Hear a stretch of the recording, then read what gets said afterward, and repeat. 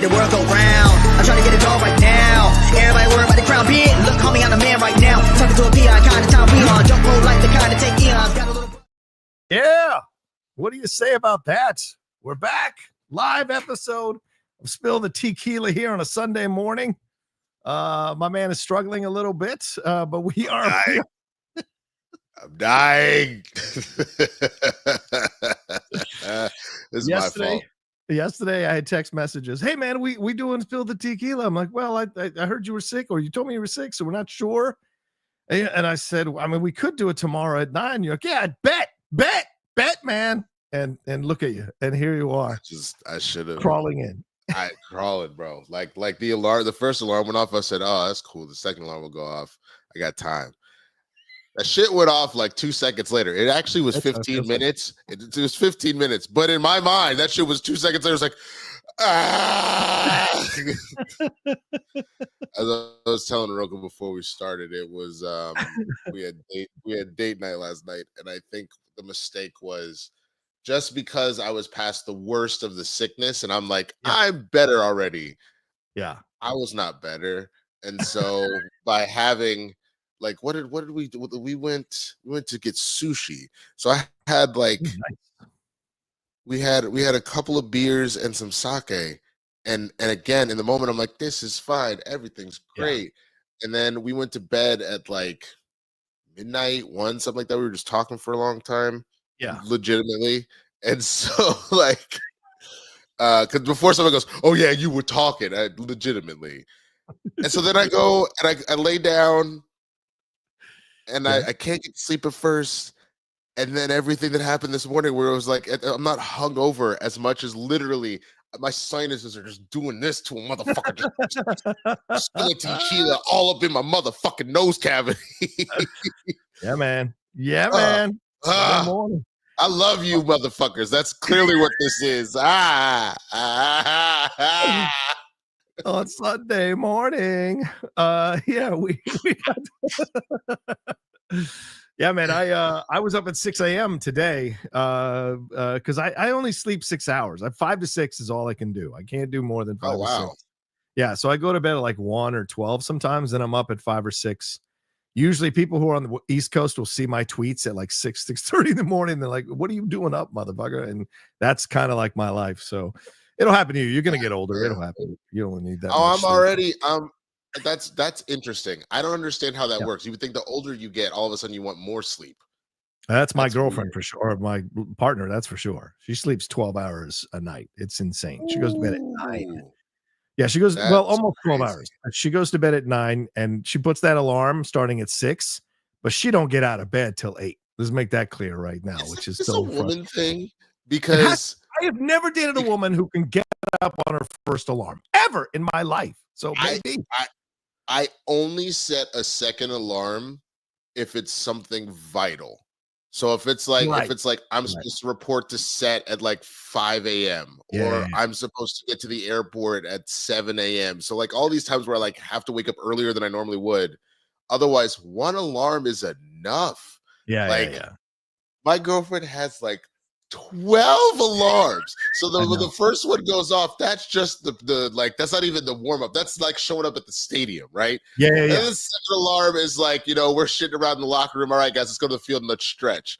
And the third alarm is like, okay, let's throw some practice balls, things like that. Then the fourth alarm is listening to the national anthem. Then the fifth alarm is like the coin flip.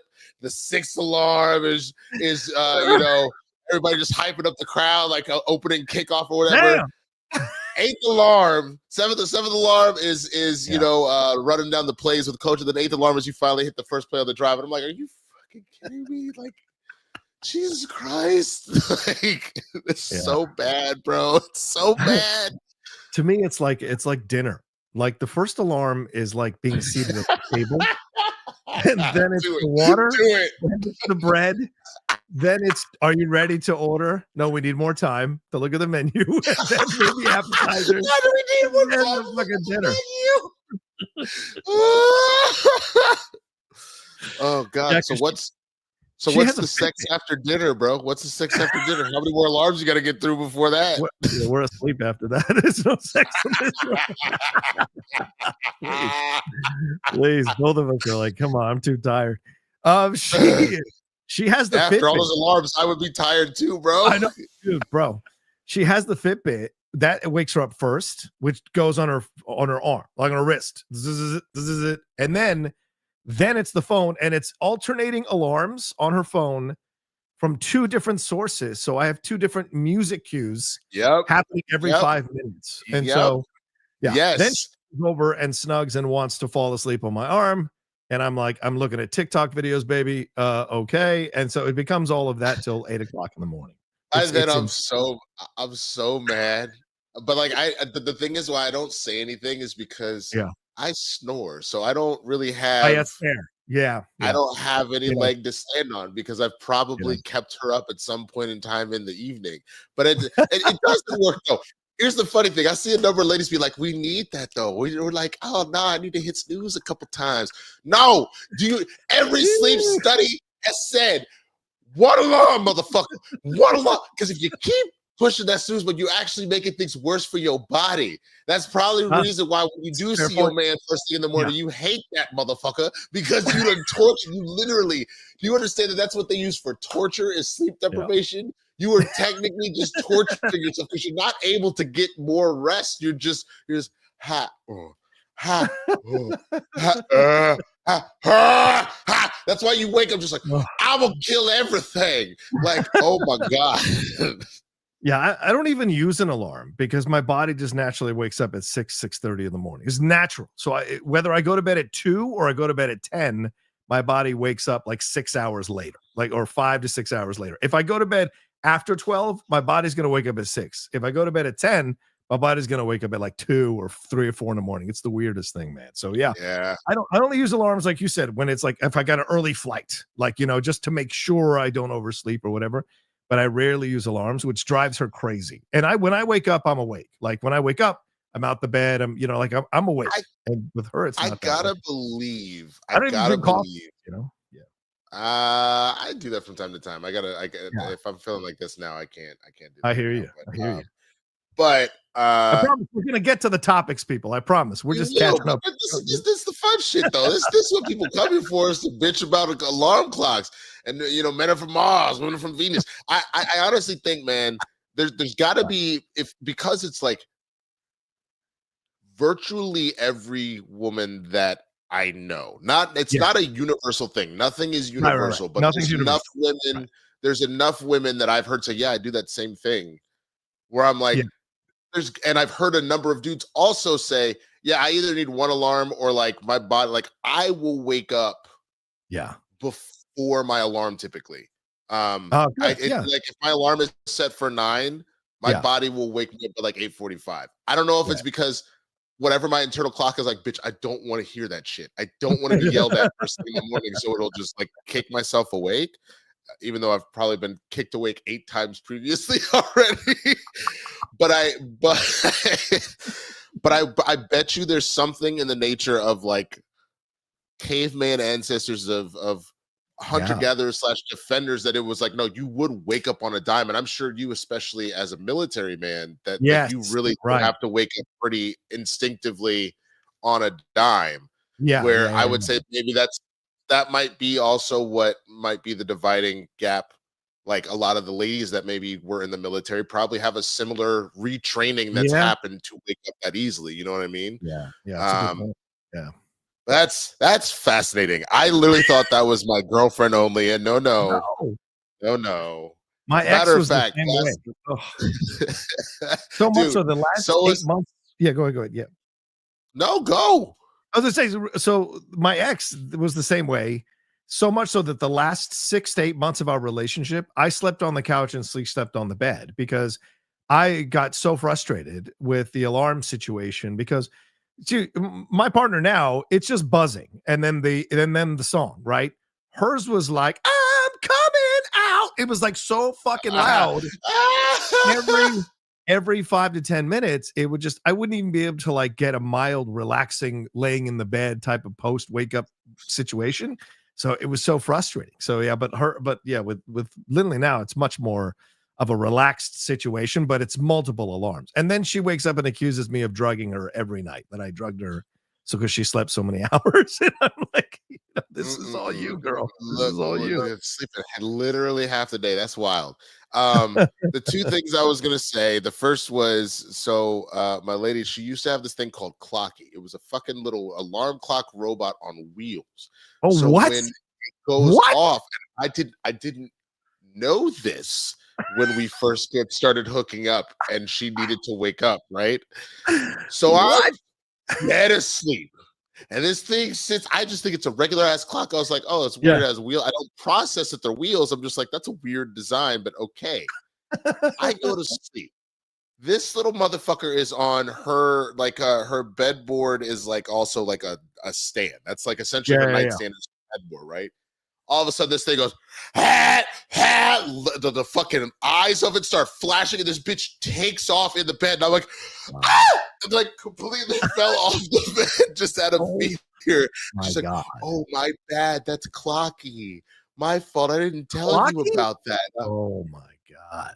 And so the point of it is the clock, because it gets away and makes that noise and starts racing around the room, that you have to go get up and get it. And then you're up. So to that point, what I was going to suggest to all these people, mainly the ladies, but to all these people that are out here in these streets, putting on 12 motherfucking alarms, try this. You're going to hate me the first time you do it. You're probably not even going to do it, but try this, because I do not like waking up. Like I will, like I'm awake, but I do not like waking up. It makes me miserable. Right.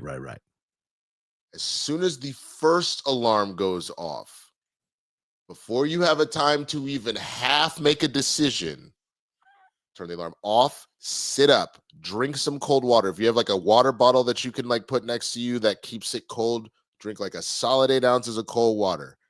If you're the type of person that you need to move your body, I drop and do 10 push-ups just to get the blood flow, and then I take a cold shower. When I tell you, you will not only be awake on the first alarm, you actually, once you get used to that, you will be so refreshed that like that scientists apparently have said, because I saw like the whole reason I started doing this is because I was like, I have to fix this because I'm waking up too late and I'm waking up groggy and I feel like ass. They were like, apparently a cold shower does the same shock to your system apparently as like what cocaine users feel when they do a bump.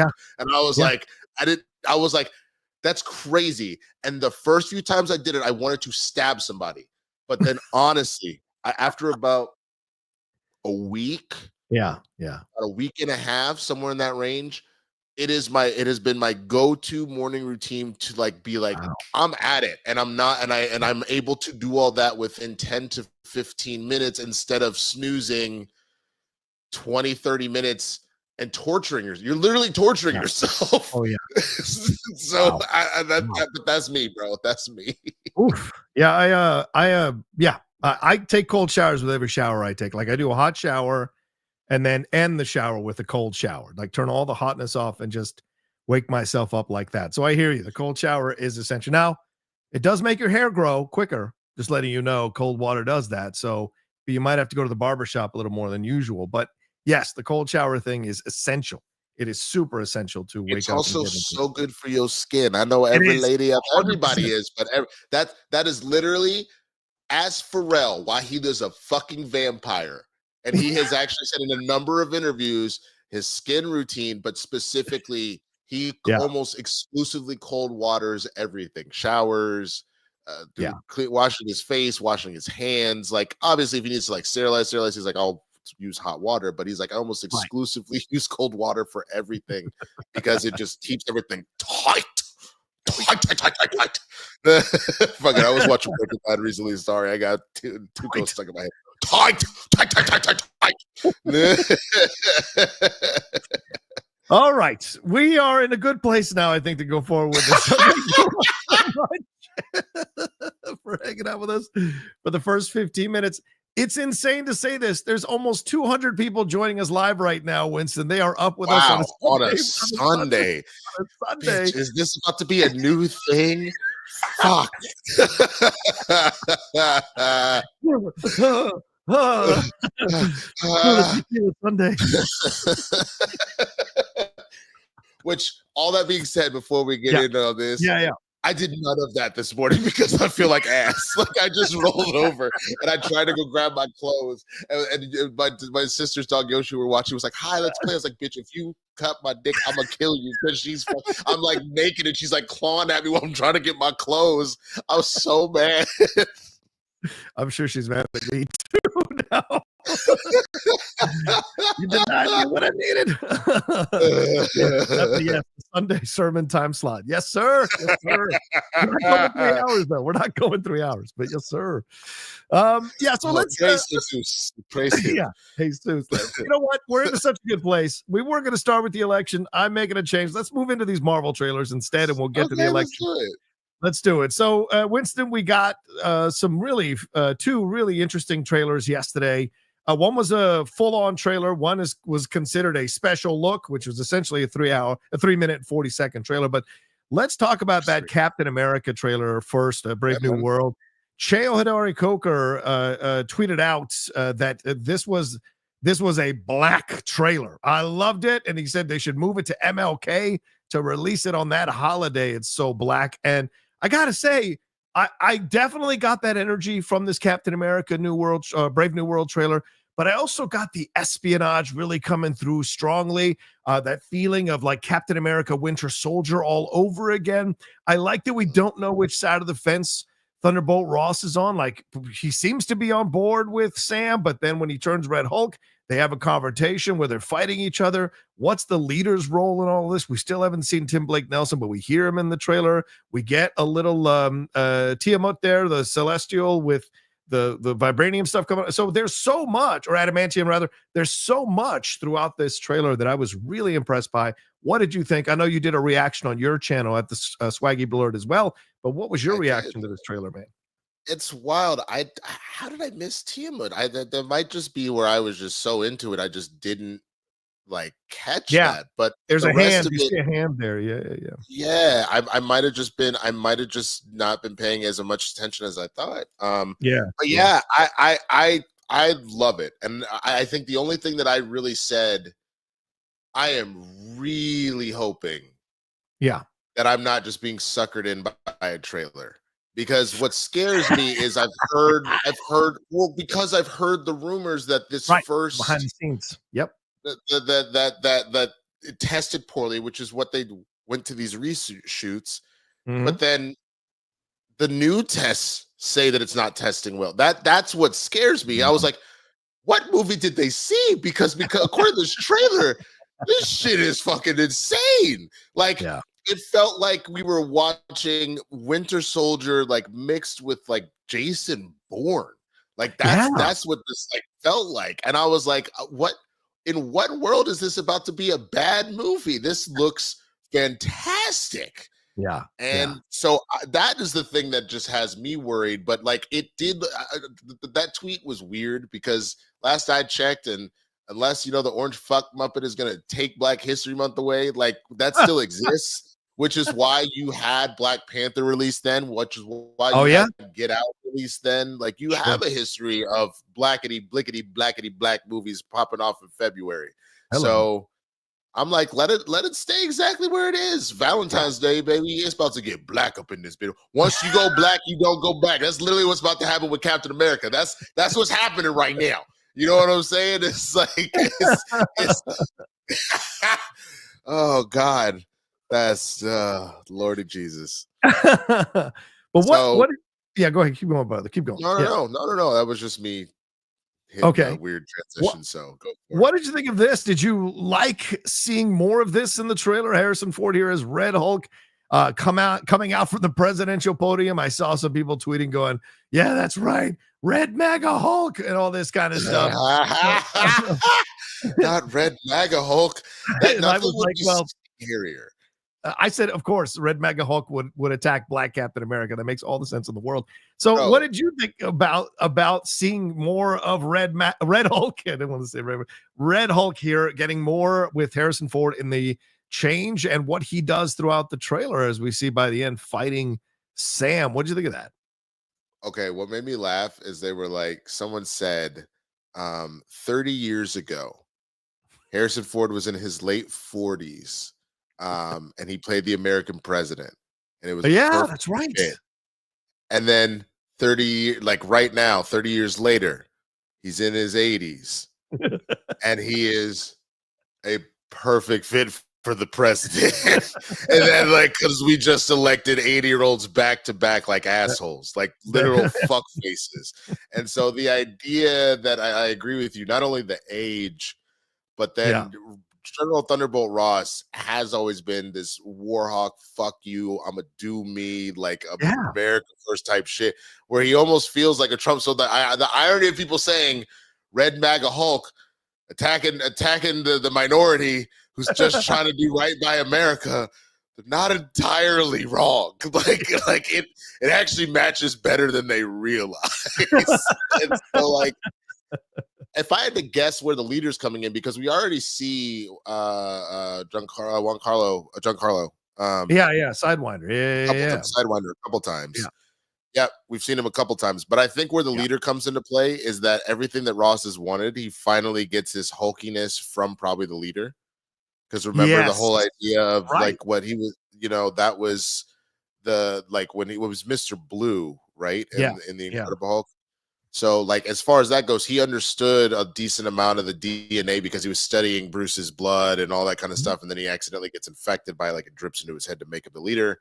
Glad that he's getting a chance to come back. I bet you that's what happened. Yeah. I'm glad that I'm sure that that's probably where the Hulk-iness comes out, as they kind of teamed up to do whatever. And then you've made Red Hulk. Over under that we get Red She-Hulk.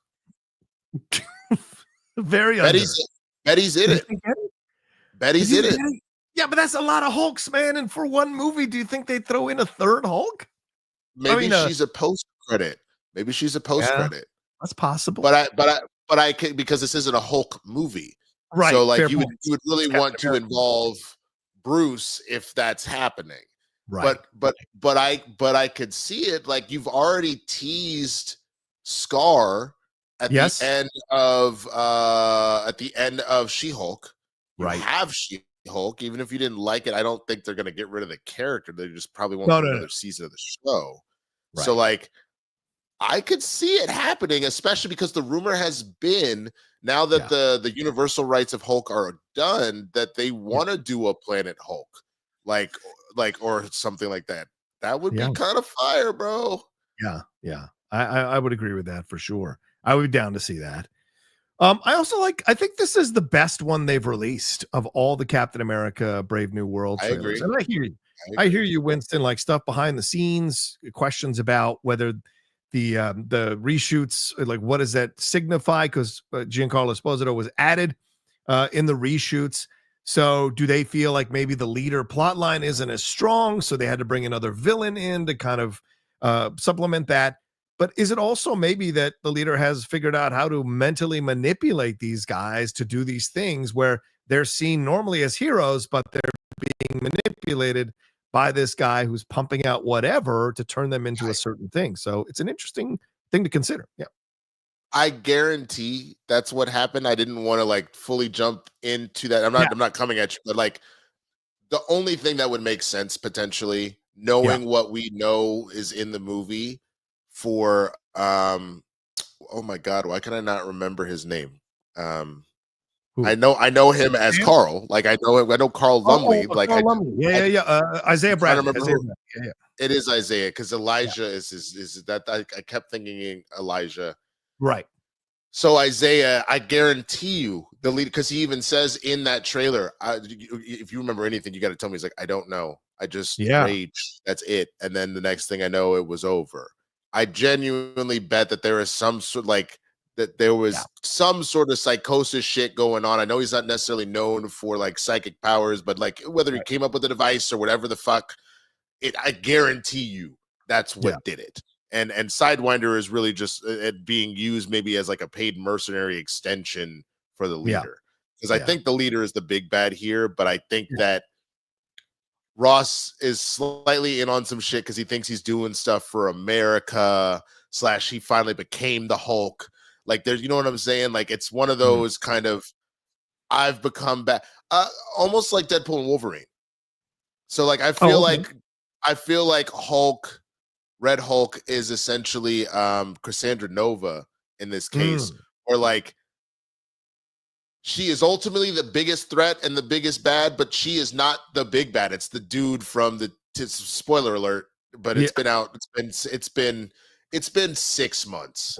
Right. That's the thing. So there, minor spoiler alert, but here we go. Yeah. But it was the TVA motherfucker. You know what I'm saying? Where he was actually the one that was like pulling shit. Yeah. So yeah. And that's true. I forgot the leader can't touch control people. That's true. Yeah. So I hear you. I think you're right, and that's why, you know, as Calvin is pointing out, Ross says there are variables in the trailer, and so it seems very clear that this is a much more insidious and unsettling story that they're telling here. And remember, Falcon and Winter Soldier did not shy away from talking about blackness in America, blackness out there. No matter if you're a superhero, you can't get a bank loan, no matter what, you know. Meanwhile, they're throwing money at the white Captain America. The black Captain America has to apply. Like there was a commentary throughout that show, and the same guy has written and you know, taken care of this movie. So there's no way, Malcolm Spellman, there's no way there's not a lot of that coursing through it. So the idea of having a white president who might be in league with a foreign leader who might be bald, I mean, that's something that might be in consideration here, and a strong commentary overall, and maybe questions a person of color being Captain America, and questions whether they can do the job. So as you said, make certain decisions, take certain steps, because in their mind they're doing what's best for America to maybe make it great again. I would not be surprised to see that being it, because Ross is not a hero. Ross is not a hero. He's a jerk off. He's a dick. He's a military guy who's hard. And I'm a military guy, but he's a hardcore military guy who only sees the world through the military scope, right? That's all we've seen of him, right? Yes, at moments has he been sympathetic or understanding? Yes, but go back and watch that Edward Norton film. He wanted the Hulk dead. He wanted to control the Hulk. You know, he attacked the Hulk multiple times. So if you're going to bring that back into this situation through Harrison Ford, because it was William Hurt, that whole history comes with him. So what element of that is coming to play here in this movie? I think it's going to be interesting. Yeah. Well, the funny thing is he doesn't always really want the Hulk dead. Like he does, right, but he really just he wants him so he can experiment on him and he can make an army of super soldiers. Because that's the whole thing. The main thing that happens with Hulk and his transformation, it is a failed attempt at a super soldier serum. Yeah. It gets involved with the gamma radiation accident.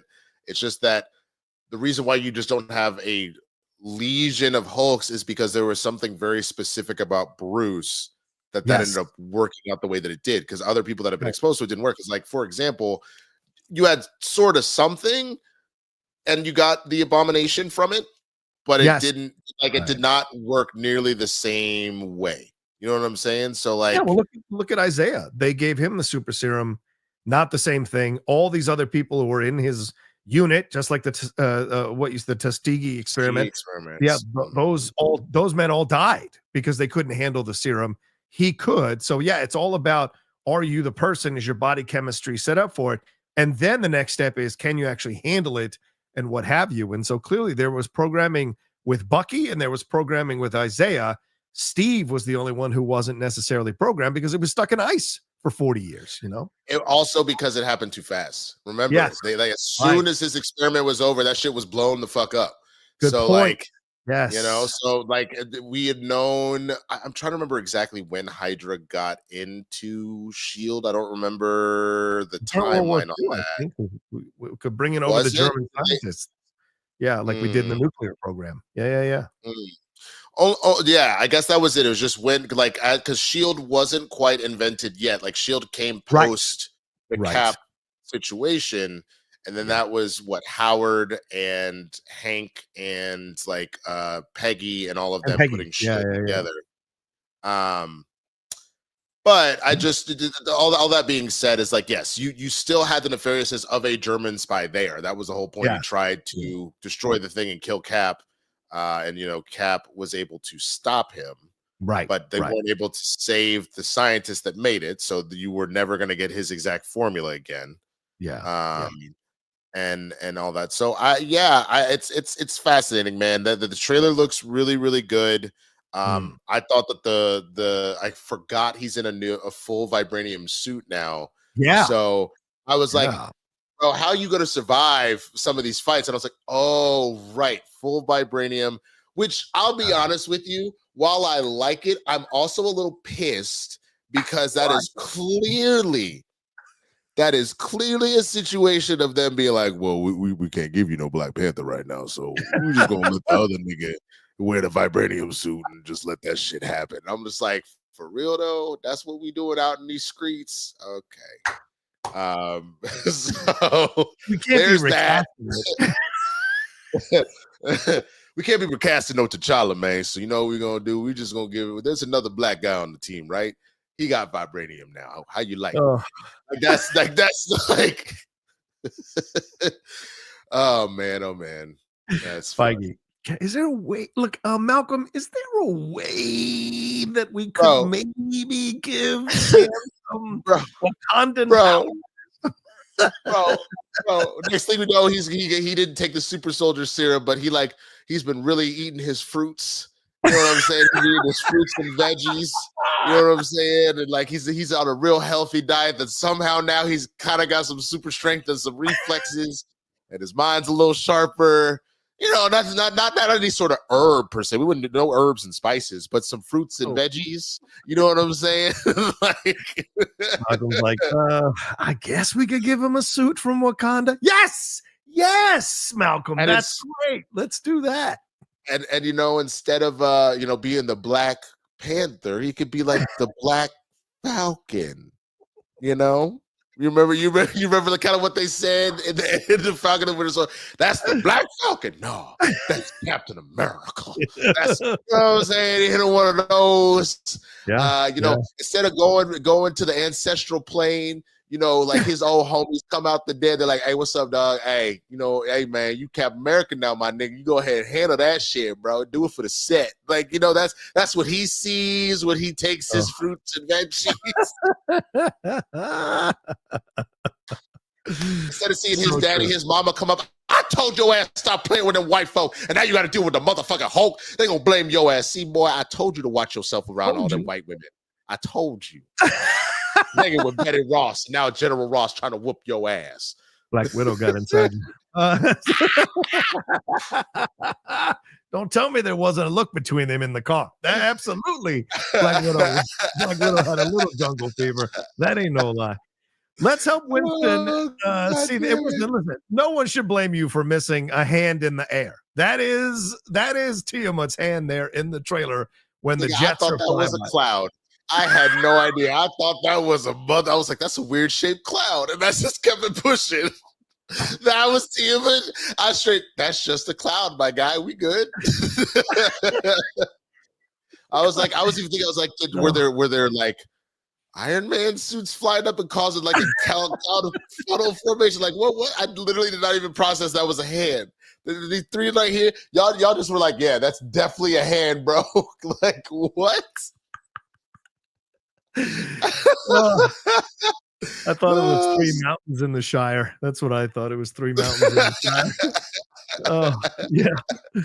Oh, man. Oh my God. This is a much plagued film because of the behind the scenes stuff. And as Winston pointed out so well, we've heard about the testing scores and all that stuff. But remember Wonder Woman? Remember our Sasha Pearl Raver, a friend of the community, who used to be part of the community. She was one of the first people to report that there was bad test screenings for Wonder Woman. It came out, people loved it. So you just never know what is going on behind the scenes. For Wonder Woman.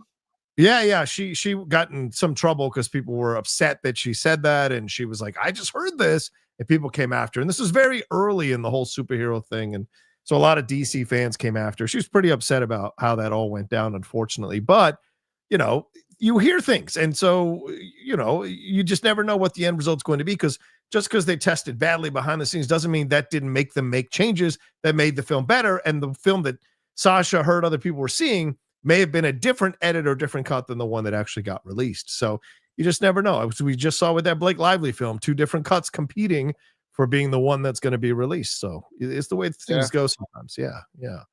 I'm very curious. I am too. Let's move on to this other one, man. We had a special look rather at Thunderbolts here. This one, as I said, was 3 minutes and 40 seconds. Bucky came off like the Terminator in the MCU in this whole thing. And then we got more stuff with Bob here as Sentry. And as I said here as I show in the first picture, we got more with all of these people here being involved in it. In essence, I felt like this special look, Winston, I don't know how you feel about this, was saying, look, if you haven't seen all the movies connected with these characters, it's okay. Here's a quick primer. This is Yelova. This is Red Guardian. This is Bob. This is Ghost. This is blah, blah, blah. So now you're good. Now come into the movie and watch it. It seems like that was the purpose of this. But I also thought this was the best one they've released yet to get me excited for this movie. What did you think? Before we even got this, I had said this on Capes and Cows this week that when we were asked what is our most anticipated movie of 2025, and I was like, I can't go through the whole Rolodex of 2025 films because I don't know them off the top of my head.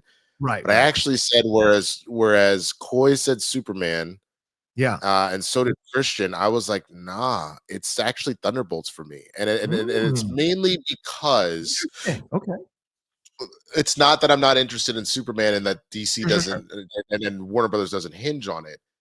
This was kind of the anti-hero movie that I was promised with the original Suicide Squad. And so the idea of getting this and getting it with this cast, because it's a very stacked cast.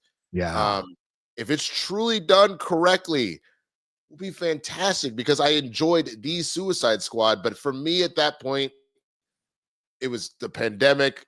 We were already kind of disjointed on things, so we didn't get to watch it in theaters. We were watching it on streaming. Like, it just, as good as that movie was, it didn't hit the way that it could have had it been able to get the release that it needed. And so I just get this vibe from the Thunderbolts and also what this means to open up the universe, including we got her being at Tony's bar talking about, look at the views. It cost a lot of money. And I'm like, holy shit. They put him in Avengers Tower.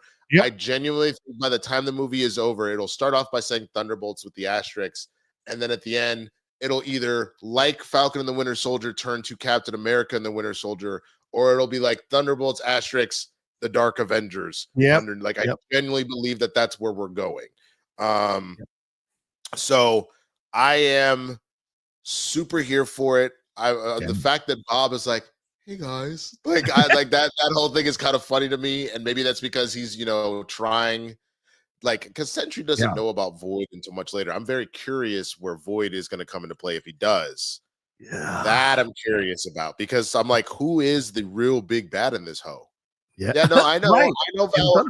I just said that Val was standing at Tony's bar. I just said that. I didn't get the fucking finger clouds. Okay. I immediately caught on to Tony's bar because she was pouring the same drink that Tony was having on top of saying, look at the views. It cost $1 bajillion. So like, I am very, very excited for this movie, and I am praying it's not bad because it looks like it's going to be amazing. But I said in my reaction coming out of Agatha all along, which, by the end, people were very much on board with. And you're hearing really, really positive things about Fantastic Four. That shoot ended early, which speaks volumes about how smooth that went.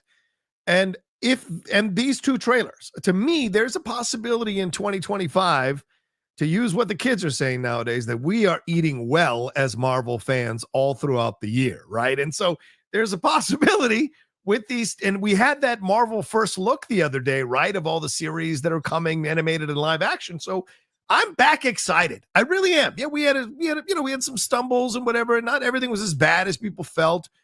Myself personally, I didn't think that, but certainly there were some stumbles.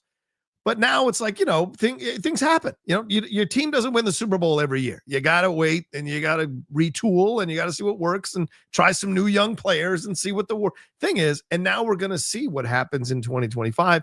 And I thought this trailer, and really, remember, I thought the film was never even going to fucking happen. So the fact that it is happening, and this trailer really gave us a good idea of the style rather of the movie. And I'm talking about these faraway shots, the close-up shots, the shots with Bucky in action there on that strip, the well-timed humor. The problem with Marvel at times recently has been they've shoved in humor where it makes no sense to have humor, or the jokes have fallen flat. This trailer had some great comedic moments. Red Guardian leading the way in the car, right? And then I thought this was the best of Valentina, because I'm not a fan of Julie Louis-Dreyfus in that character in the MCU, even though I love her in just about everything else. So I thought this trailer really put me at ease about it. And I like that there's an angst with all of them, led by Florence Pugh, who is such a great actress, having her bring this feeling of displacement. They all feel displaced. Even John Walker there, Wyatt Russell, was really great in trying to push back.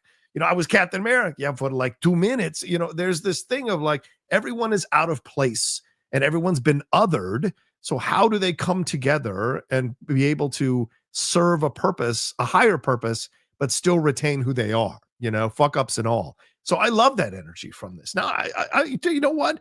It might be now, I might be with Winston, where it's in my top most anticipated films of next year, where it wasn't for a very long time. So yeah, I love that you get that vibe. You know?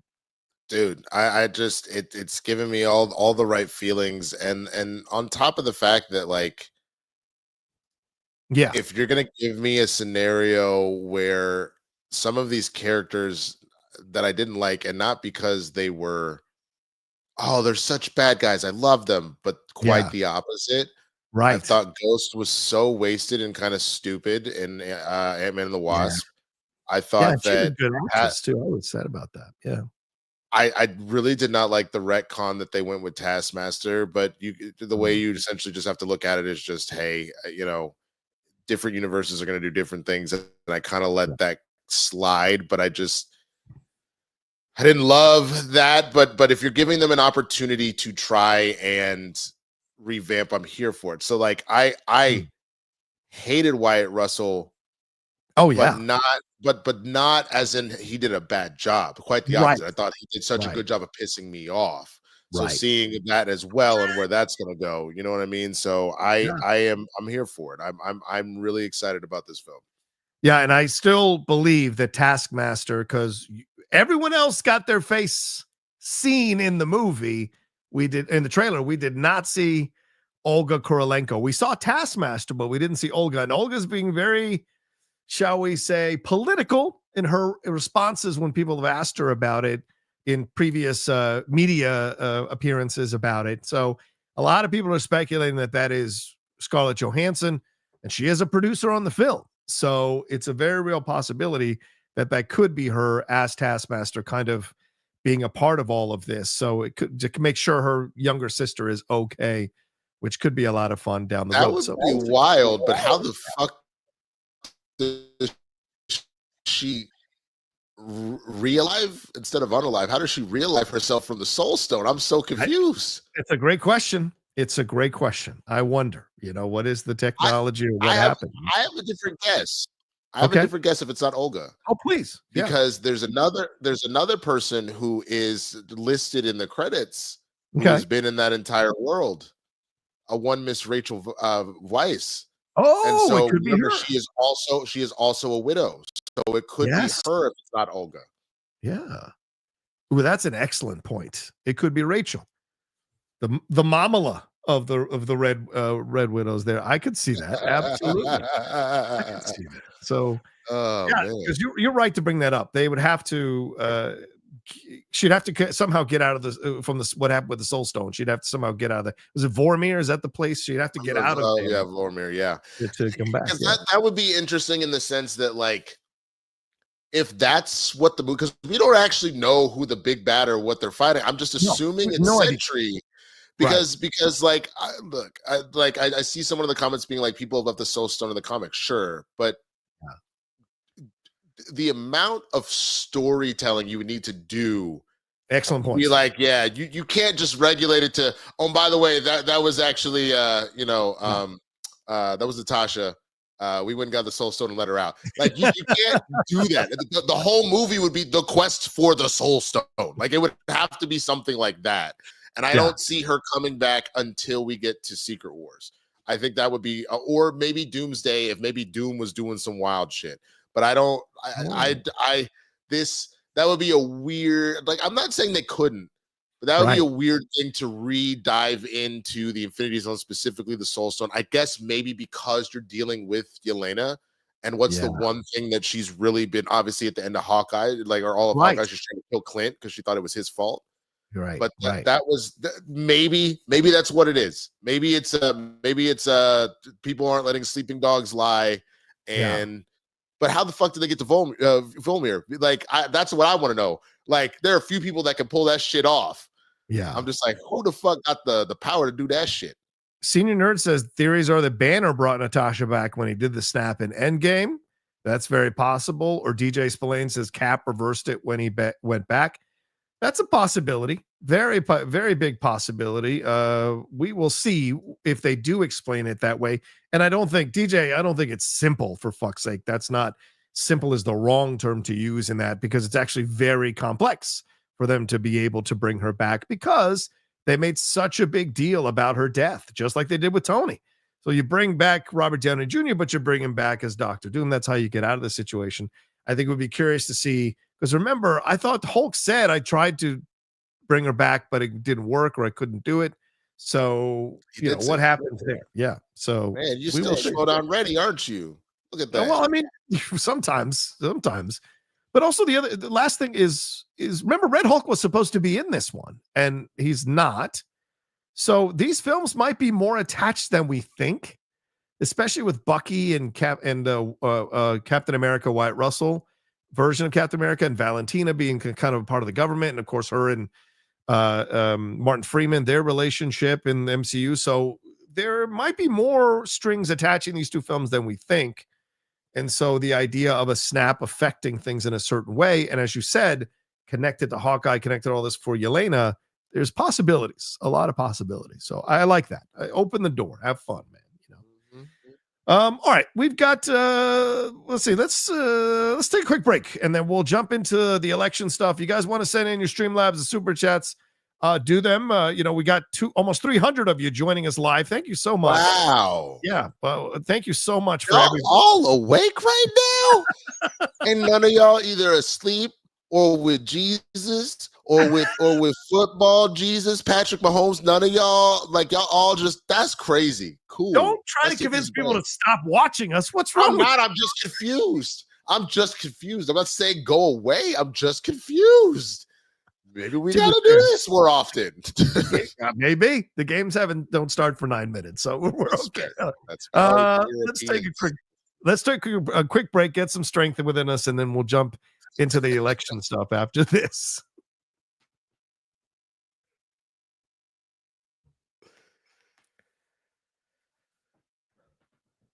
All right, Winston, we got to get into it. It's one of the titles here on the show today. So, as we saw, Tuesday night, the country spoke very strongly, and the final electoral votes numbers came in yesterday. And it's official that Donald Trump is the 47th president of the United States. He will take control, obviously, on January 20th. There's been a lot of soul searching, a lot of finger pointing, a lot of anger, a lot of frustration, a lot of people who are caught in a state of disbelief that it went down this way. And I think because of how people seem to be embracing this message of Kamala Harris and this message of hope, and they felt like, especially when that Iowa poll came out, that, oh my God, this might really happen. She's really going to beat him. She's going to be the first female president. We're going to elect a black woman as the first female president, which is amazing.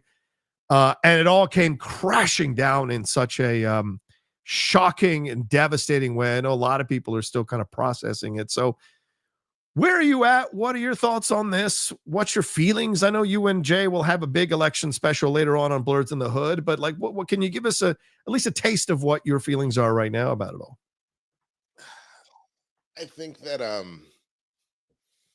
like most people, we're in for all of the anger, the vitriol, the finger pointing, all of that. We're in the middle of grief right now. Yeah. If I'm being honest, and I don't necessarily get mad at anybody in any response that they're having unless you do something that's fully unforgivable. Yeah, Um, if you're advocating for the death of anybody, yeah, that's the line for me. Yeah, like advocating for like, because like the funny thing is, I won't lie. Like the Mhm. minute Tuesday night, it wasn't done, but it looked like it was. Yeah, Like yeah, it yeah, was like, yo, she just lost Pennsylvania, and so that's essentially it, right? yeah, yeah. I'm like, I would like the only thing I could like that I could think at that moment, honestly, and then to hear people echo it just again goes to show that people are frustrated, angry, confused, all that is I was just like, look, man, I hope every single person that voted for him, if you are, you know, if you were somebody that was like, I need it for the economy stuff, I hope you get all your tariffs and the tariffs fail you and the economy crashes. If you voted for him as a woman, I hope that somebody you know gets pregnant and then when they need the health care that they so desperately need that they can't have it, that happens to them. I hope any Latino that did that yo abuela who's undocumented, I hope she gets taken out the country. Like I went through such a dark horrible place because I was so angry and so scared, which is Right. what most people are doing. And they're doing it in different ways. It's either saying that stuff out loud and Yeah, advocating for it. It's fully the number of Black people, specifically Black women, I've seen fully tap out yeah, because it's like they have put themselves on the front lines to try and save the soul of this country, to save democracy mm, over and over and over. And so this one time where they're essentially asking for something, yeah. people resoundingly, not because at least with Hillary, it was that she won the popular vote. They Right. resoundingly said, fuck you. It was almost like a Is what, fluke, Hillary. Yeah, regardless of how you felt about how this came to be, her 100-day run, yeah, all but with all of the like the fact that Biden was ousted the way he was, all of that, for all of that hoopla thrown in with the fact that Trump is a convicted felon, yes, a rapist, all of these things, a xenophobe, a homophobe, a yeah, self-important, for him to win again yeah, and to win so resoundingly yeah, was a massive slap to the face of Black women. And so I am not surprised at so many of them that are so just done. yeah. And so the one thing, on date night last night, we were just having a discussion about how people are responding to things. So you had a lot of white ladies making these blue friendship bracelets to like, this is an indicator that like, I didn't vote for Trump. You're safe with me, all that kind of stuff. And Yeah. I saw the immediate backlash come specifically from Black women of like, so wait, you went back to arts and crafts because things didn't go correctly? And Oh, I understand the one hand of, for those yeah, that are disheartened, you're trying to do something to just anything that you yeah, can to try and build a community and find some sort of peace and stuff. And on the other hand, I totally understand where this feels like the pussy hats and the black squares. It feels like a performative thing instead of actually doing something to move stuff. I yeah, fully see both sides of that. And I think the ultimate thing that we just have to remember, every response, unless it's something you cannot come back from, unless you yeah, go yeah, out and yeah, actually physically hurt somebody, yeah, is a normal response because, again, full shock, grief, that's what's going on. The yep, fear that this is the end of democracy because now that Trump took the time off to do it, yeah, fully knows what to do now. The yep, fact that, like, the folks that I know that have been so mad at, like, say, anybody that was pro-Palestine being like, Trump has said, finish that job, beachfront yeah, yeah, property, all this stuff. And the idea that you would buy into Jill Stein, who admitted she was just trying to play spoiler, that yeah, she actually, like, isn't anti-genocide at all, anything like that. hmm, Just all the different ways that people bought into this. It, I think the other reason why people are so angry and so frustrated, how on God's green earth did we essentially end up with a full deja vu Groundhog's Day? This was 2016 by the fucking book. yeah, Some of the key players shifted a little bit, yeah, but by the book, it was all the same things. A yeah, weird summer with the Democrats as far as like the idea that it felt like it was robbed from Bernie and you just kind of shoehorned in Hillary and Yeah, that totally. whole drama. So with Biden, why is he here? He's not really here. So then the shift is okay. And now here's Kamala.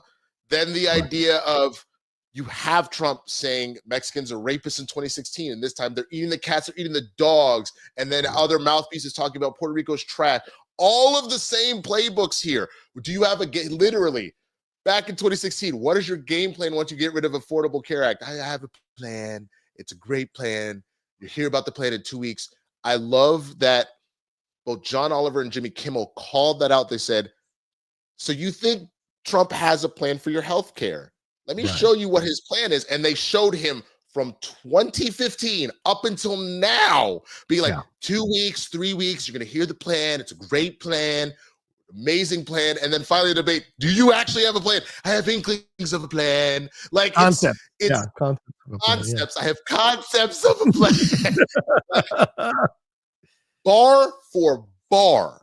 Like I'm trying to remember what movie it was where it was like, are we watching the same movie? And the person realizes, holy shit, like it is playing in a loop again. Yeah. That literally is thing. But instead of learning from our lesson, we literally gave him more support and more votes as a country. That's insane. Yeah. And so just with that, I do not blame a single person for how they are responding, because I can't imagine being that exhausted. We've been dealing with this asshole since 2015, and yet we've given it to him, and he has said over and over again that he wants to be a dictator, and he has cozied up to all the dictators around the world and the authoritarians. And the fear that this might happen, and to even have generals, scientists, people that we're supposed to trust more than anything. And I'm not saying there aren't corrupt people, but all of them universally, including his former staff, 40 members of his former staff. Yeah. Do not do this. He's dumb and he's selfish. Don't do this. And it didn't matter. Yeah. And that is terrifying. Yeah. So. Yeah. Yeah, I think you're 100% right. You know, I was watching Manu Raja this morning on CNN, and he posted a couple of, I'm going to bring some of these up, and please excuse me, I took these on my iPhone, so they're clear, but they're not like the best quality necessarily. Oh, it's not bad. But yeah, you see the dissatisfaction here, right? This is the exit polls of voters. 73% were dissatisfied where they were at right now in the economy, right now in America, right now financially. 25% being enthusiastic and satisfied. That does not make sense when you look at the rallies and you look at all the people that were showing up for Kamala, when you looked at social media, all the celebrities, as you said, the 40 former Republicans, Liz Cheney showing up to campaign with her. It really is a disconnect here that you're seeing between what we think is the top of the people of the political sphere and the actual voters. It seems like there's a massive disconnect. And when you look at the numbers here, bring some other numbers up here. Look at these are the numbers where Harris lost places and Trump picked up places, or in the Senate picked up. Like Nevada, Rosen got higher, but she lost 3 points. Harris lost 2 points, but Casey only lost 0.6. Michigan, she lost 1.4 support, Slotkin 0.3. So it is so weird that in these battleground states, Democratic senators were either re-voted in as incumbents or won their races, but then those same voters did not vote for her, voted for Donald Trump, or didn't vote at all and left it blank on the presidential selection side of or part of the ballot, which is a really hard thing to kind of grasp. And then you've got the increases he had in the last from 2020 to 2024. By the way, right now, as the vote stands, he actually got 2 million votes less this time around than he got in 2020. But you see, first-time voters, he's up 24 points with first-time voters. He was up 14 points with Latinos, up 13 points with the younger demographic, 18 to 29, up 11 points with veterans, and up 8 points with men between 18 and 29 specifically. So those are some sobering numbers when you look at the exit polls, when you look at those statistics, Winston. And I think it's a lot of things. Yes, as I said on my Twitter, and I'm calming down now, so I might go back and delete some of those angrier tweets. But as I said, it's misogyny and racism is absolutely a part of this. And it does not mean that everyone who voted for Trump is a racist or anything like that. That's not, or a misogynist. That is not what I am saying. What I'm saying is that there is absolutely, that is a contributing factor. Both of them. She is black and she's a woman. That's a big deal. We saw from our own communities, Winston, some of our black men, some of our Latino men, certainly our Latino men, talking openly about not believing a woman should be in charge of the country. But there was also dissatisfaction on the economic side of things. And I also think the messaging here, we were all caught up with the 2008 Obama Hope campaign when we needed to be talking in the nitty gritty. And people said, and people now analyzing it, looking at it, saying nobody could have won on the Democratic side with the dissatisfaction that was going on with the economy in the country. So it's a lot of sobering things to look at here, Winston, post-election. I would give I agree with most of what you said. The only minor pushback that I will say, especially because this isn't 2016, this is 2024. This man has been around for three cycles. You know what you get. Yeah, you know what you're getting. So I argue that no, if you voted for him, you are, if maybe not, you're out here wearing a Klan hood yourself. Yeah. The one that saying pops into my head. The one thing for evil men to triumph is for good people to stand by and do nothing. Yeah. And that's the whole thing. You were so caught up with, well, the eggs are just too expensive. The gas prices are too high. I just got to do it. And like, I saw a woman tweet out being like, this is literally the story of women, that instead of listening to a woman or supporting a woman, you are more than willing to actually like accept a rapist and an abuser. Like that is that you're more willing to support that instead of listening to women when it comes to shit. Like that's like that is the thing that I'm saying for me, is that you literally, and then anybody that said they couldn't, real talk. I see someone saying people said they just couldn't vote for genocide. I'm not saying that the way that the Biden administration handled things was correct. It wasn't. They did not handle that properly. But there's a couple things at play. First of all, if we really want to have this conversation about why Biden just couldn't just on a dime just stop shit, you first need to remember what America actually is. We are an imperialist nation that has decided to meddle in fucking everything. Yeah. So like Biden 1,000% should have pulled off the gas and applied some sort of pressure. But like, we really need to talk about how we have gone around destabilizing and putting in agents around the world via foreign nations. And so there's a point at which you can't, unfortunately, just instantly do that. Like it would destabilize a lot of stuff. And I think that's a conversation we genuinely need to have, because I don't think people are paying attention to what America does. I think we're so in our own world, we don't think about what we're doing to the rest of the world. Right. But then on top of that, the reason why I don't respect people that say I just couldn't do it when they say that, when Trump has told you he wants to be worse, how is this a conversation? That's a point at which it isn't a feelings thing. Now it's a math game. It is literally a math equation. If you know that right now you're getting a net negative 100 right now with how things are going, but you know if you add another negative 1,000, that's negative 1,100. Like, it's literally a math equation, and this man is best friends with BP, best friends with Putin. Yes. What world do you not see that? I know, and the funny thing is, at the same time, as a black man in America, I can totally understand someone if the scenario was about the former fucking LA sheriff that was out here running these LA gangs, like a lot, like to get into the sheriff's gang, you had to go murder a black or a brown person, all that. I can understand the so I can get it in the sense that like asking someone to do that, you can't necessarily ask anyone Muslim to be like, I need you to hold your nose and do this. I in the same breath, I get that. And I would honestly more excuse Muslims for that than I would the white people I knew that were so. This is where I draw my line in the sand. I really needed y'all to do that for a number of other things, for women's rights, for black rights, for all of them. That it feels so I am mightier than thou type situation, and in doing so, you have damned us all. That is the thing that worries me. I am praying beyond, and I don't even really pray no more, bro. I am praying that all of the hyperbole that Trump really was talking out of his ass, and none of this happens to be a thing, but we saw it already. And we see how he's dusted people up. The fact that the day after the election, Black people around this country got text messages saying, you've just been recruited into slavery, and then show up and blah, blah, blah.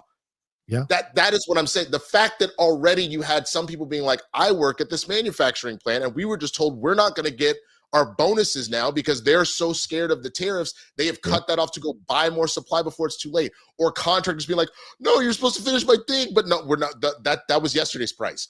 Things are about to get fucked. Sorry, you're going to have to pay a whole different price now come January.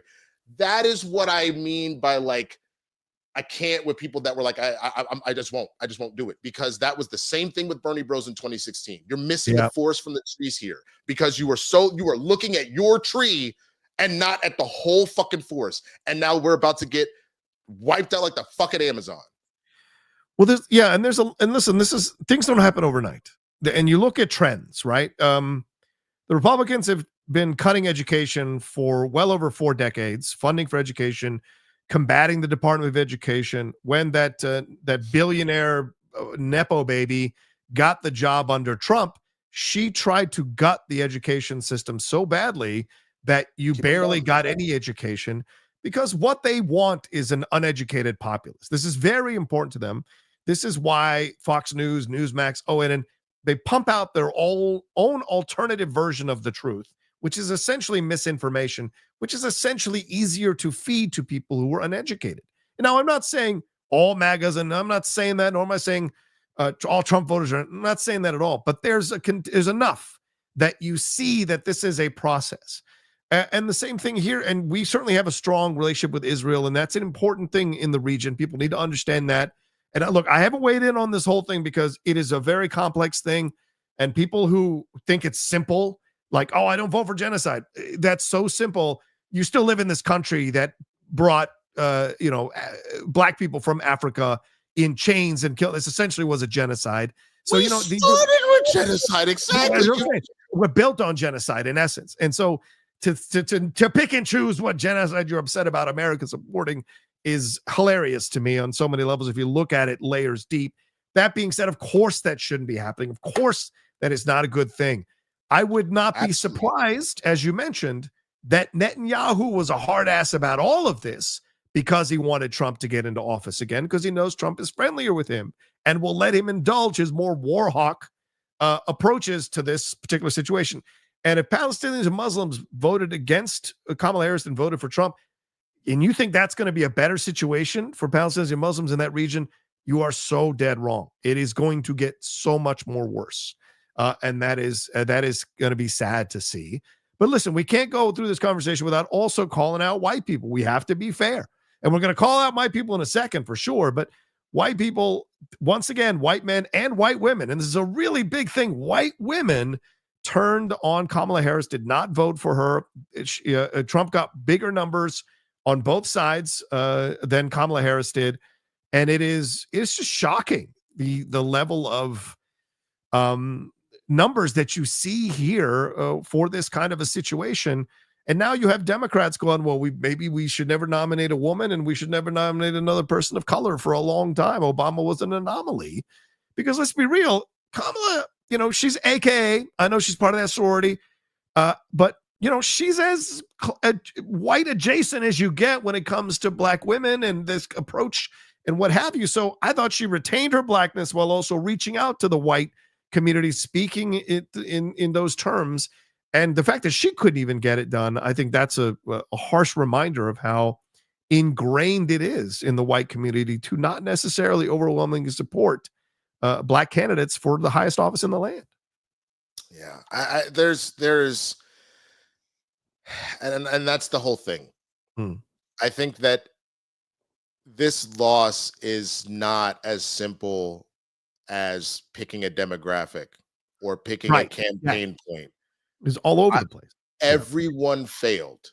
And I said, and people wanted to immediately pick a target in 2016. And if I'm going to learn any lesson here, because when you look back at it, it was a perfect storm of bullshit. And I said that not immediately, but like about a month or two after the election.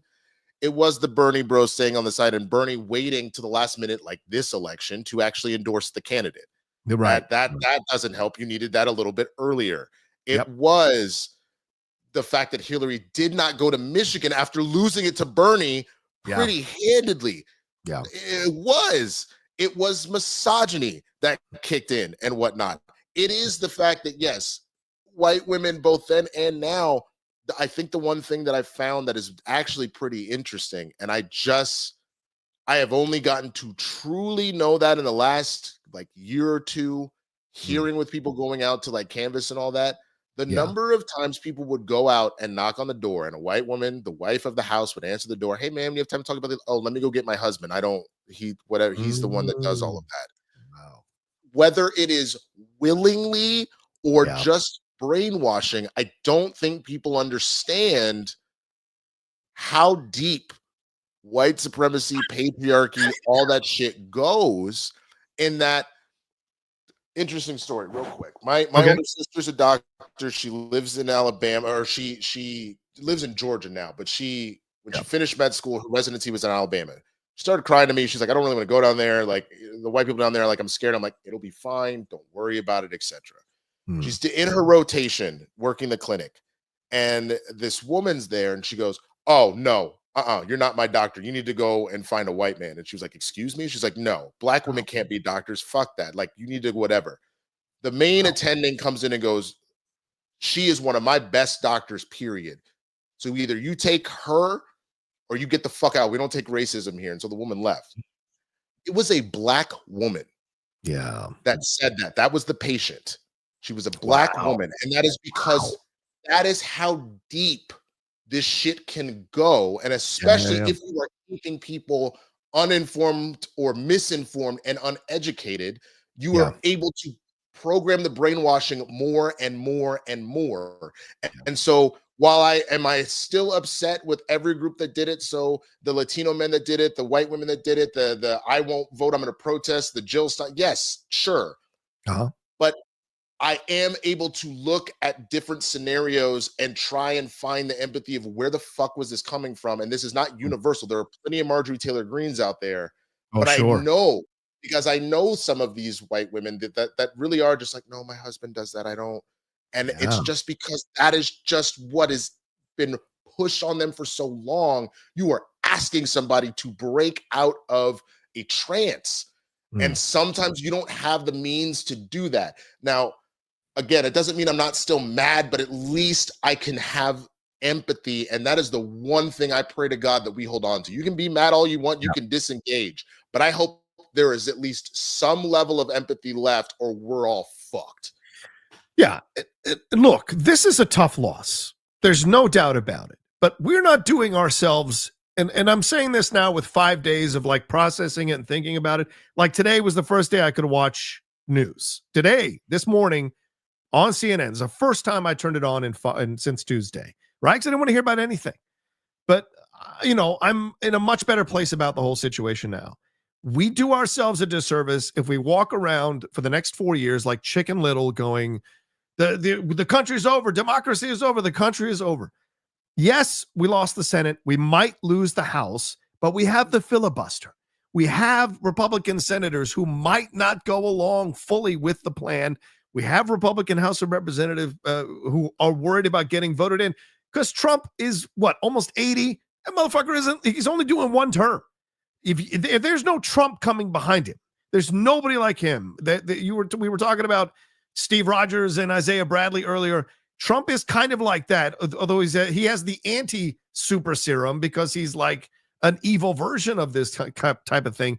But J.D. Vance, Nikki Haley, they don't have the same kind of thing that he has. I saw a pollster on the Daily Show speak about this. I can't remember the African-American woman's name, but she was so eloquent and smart about this and how she spoke about it because she got through to me, and I'm kind of dumb sometimes. And she's made it very clear, like, he is terrible, but he has a special gift. And just because he's terrible doesn't mean he can't have this special gift, which is he has an ability to say things that people don't know that they want, but they do want when they hear him say it. And that is crazy dangerous. And not Obama had that, for God's sakes. And that's why he won. in a more positive way, of course. So there is where Trump is the anomaly. So look, it's only 4 literally years. is anti-Obama. That's what's fucking crazy. We literally, holy shit, I'm bringing it full circle, John. Okay. Let the man cook. Let the man cook. Go ahead. Barack Barry Obama, right? That's my nigga Bob. That's the century, dog. Oh! And then fucking Void is fucking Trump. Nigga, we literally got Sentry and Void before we even got Sentry and Void. Holy shit. Holy shit. Bring it full circle in this hole. God damn. I'm gonna catch the Thunderbolts. I'm gonna catch you all. Valentina, stop it. Yeah, I mean, this is what I see here in the situation. So I don't think we should lose hope. Yeah, it's a tough loss. We got knocked the fuck down. But look, they got knocked the fuck down in 2008 and 2012 by Obama. Obama resoundingly won the elections there against McCain, against Romney, because they weren't strong candidates, right? And in the end, although Kamala Harris, I think, is an incredibly intelligent, accomplished woman, for whatever reason, didn't get across the political. I think messaging was a massive part of this. Yes, racism. Yes, misogyny. Yes, economic selfishness. But I also think messaging. Democrats need to stop being those people that are afraid to talk about themselves. Fuck you. Get out front and talk about all the shit you're doing. Tell Democrats, all of them, get over your introvert bullshit. Get the fuck out there in front of a microphone and tell what you're doing. And that's why we saw a lot of Democrats win in these states for governor, for senator, for representative, because they campaign on their accomplishments and they are open about it. And there wasn't enough of that, I think, from the Democrats overall for Kamala in the messaging. And to be fair, she only had 100 days, as you said. That's not a lot of time. Trump's been campaigning for this for 4 years. Yep. And so it just takes time to put this together. But we have got to believe that this country has not turned MAGA overnight. Remember, 15 to 20 million votes did not come over for Kamala from Biden, right? Trump got 72 right now. He had 74 the last election. Kamala is 68, I think, right now. Biden had 81 or 60, and Biden had 81. So, or 62, something like that. So there's those millions of votes either didn't vote or weren't inspired to vote or didn't vote for her, voted for someone else. Those are the people we can get back. And that's what MAGA's lost. Let MAGA go and do whatever.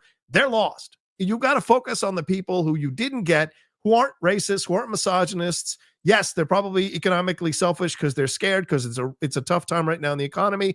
We have got to create messaging over the next 4 years to get them back. And I think that should inspire people to want to fight more, that there is a possibility, there is a way out, and if you use Marvel, Thanos wiped out half the galaxy. They didn't stop working to fight back. You've got to fight back, So absolutely. And I look, I see somebody saying in the comments, because I was going to talk about something else and I still will, but Trump isn't racist. Yes, he is. Because here's the thing. Words are bad. Words are definitely bad. And there have been plenty of them that he's said, again, calling Mexicans rapists or things like that. Like, he's done plenty with his words. But actions are what speak to that. This is the same man that put out an article on 5 Minutes saying put them to death with the exonerated 5, which is why he's getting sued for defamation, because he's still saying shit on them when they have more than been cleared. Okay, it's the same man that would not rent 2 black people for fucking ever. Okay, so like this idea, he let some black folk come into Mar-a-Lago. Let me tell you something about. Let's take it outside of race for a second. Let's talk about misogynists. Just to give you a different way to look at it. How many men do you know they are attracted to women? Yeah. They put up with women in certain things, and they'll even say nice things to women here and there, but they are the ones being like, bitch, get in the kitchen, or they're slapping women around, or they're really telling how you think about them on the other side. They are misogynists. Just because you're not showing your misogynist face 24/7 does not mean that all of a sudden you're not. It's the same thing with races. Just because I have a black friend, or I have Jamal who works for me, he's one of the good ones, I can be buddy with him and we can chum it around and blah, blah, blah. That doesn't, I even gave him a nice bonus one time. That doesn't not make you a motherfucking racist. It just means that you have moments where you could turn it off, whether because you're not always in that mode or because you want something. So miss me with that shit. He has shown who he is. We know that for a fact. Anybody that is still claiming that he's not, that is where I'm like, you've been falling for his lies. And the funny thing is, when you say JD Vance and someone is bringing up the fact with his Indian wife, she has already been quoted in that she's willing to do whatever it takes to get to power, because JD was out here talking about how Trump was America's Hitler and all this kind of stuff. But she's the one that inspired him to go push and go for it, because what people don't remember, the line that black people use all the time, not all skin folk are kinfolk, as a lot of Latinos are trying to grapple with their community and what is happening right now. But then also B, from the standpoint of people will sell their soul for power. That is who Clarence Thomas is. That is why black people do not fuck with him. That is who Candace Owens is. That is why a majority of black people do not fuck with her, is Tim because Scott, Ben Carson, Tim Scott, the fucker in North Carolina, thank God, who fucking lost. Paul Robinson, there are plenty of scenarios where people will go outside of their interest and they will sell their soul for an adjacent to power. And so I don't give a shit if she's an Indian. She clearly did that with her husband. They are willing to sell their soul, because truth is, I think there's a plan for Trump to not even fucking finish his term amongst them, and for JD to take over. Because I don't think JD wins the presidency by himself ever, but if attached to his coattails and Trump being this old and showing his own signs of dementia, that JD might end up taking over. So that's the way I think that's a very, very strong possibility. And Trump only did this so he wouldn't have to go to jail. And now that he's won, that you see Jack Smith, everyone is like, all right, we're going to drop it. Merch on. We're going to not sentence him. Like, it's all going to go down. He's not going to see one day inside of a jail cell now. And this is all he wanted. He does not want to put America back on. He could give two shits about people. He's an equal opportunity hater of people. I don't care what anybody says. He's always hated people, and he treats people like dog shit. Some of those videos that were released that were behind the scenes, you see like Matt Gaetz is like behind that, like listening to Trump on Air Force One. And you said, like, if someone said, oh, he hired a white woman to be his chief of staff. Yes, a white woman who was accused of Russian working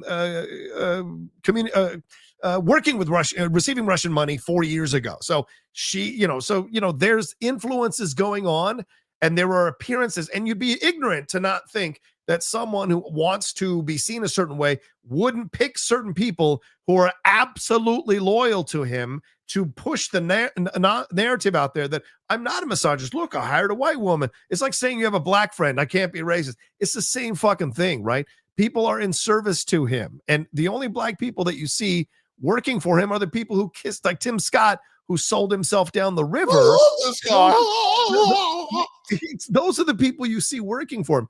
It's not strong, like Byron Donalds, an ex-con himself, like a felon himself. So it's these kinds of things that you see, who got called out in a great video, if you guys haven't seen that a couple of weeks ago. And these are the things that you see, because he represents a majority white district. So of course he's going to go fully one direction. So you see this situation play itself out. And so, yes, he has women on his staff. He'll have women in his cabinet. He'll have black people, but they're all going to be subservient to him. Don Jr. even came out yesterday and said, I want to help him pick cabinet members who do not think they are smarter than my dad. That is not what you want when you run the United States of America. You want to have people with very strong, intelligent ideas who might occasionally be smarter about certain subjects than your president. That's what helps you do great policy. So we see this all around in the way it's going. And you're right, Winston, just because you're a certain ethnicity or a certain gender, however you identify, it doesn't mean you can't be in service of a megalomaniacal, corrupt white man. There's no way. Look at how many of my people voted a certain way because they're either misogynist or they were selfish about the economic situation, or they just are racist, because there is a very deep-seated racism towards black people within the Latino community. It is a very, very strong thing. A lot of Latinos are offended that you would ever lump Latinos in with black people, because we think we came over because we wanted to. They were dragged over here. How dare you compare us to them?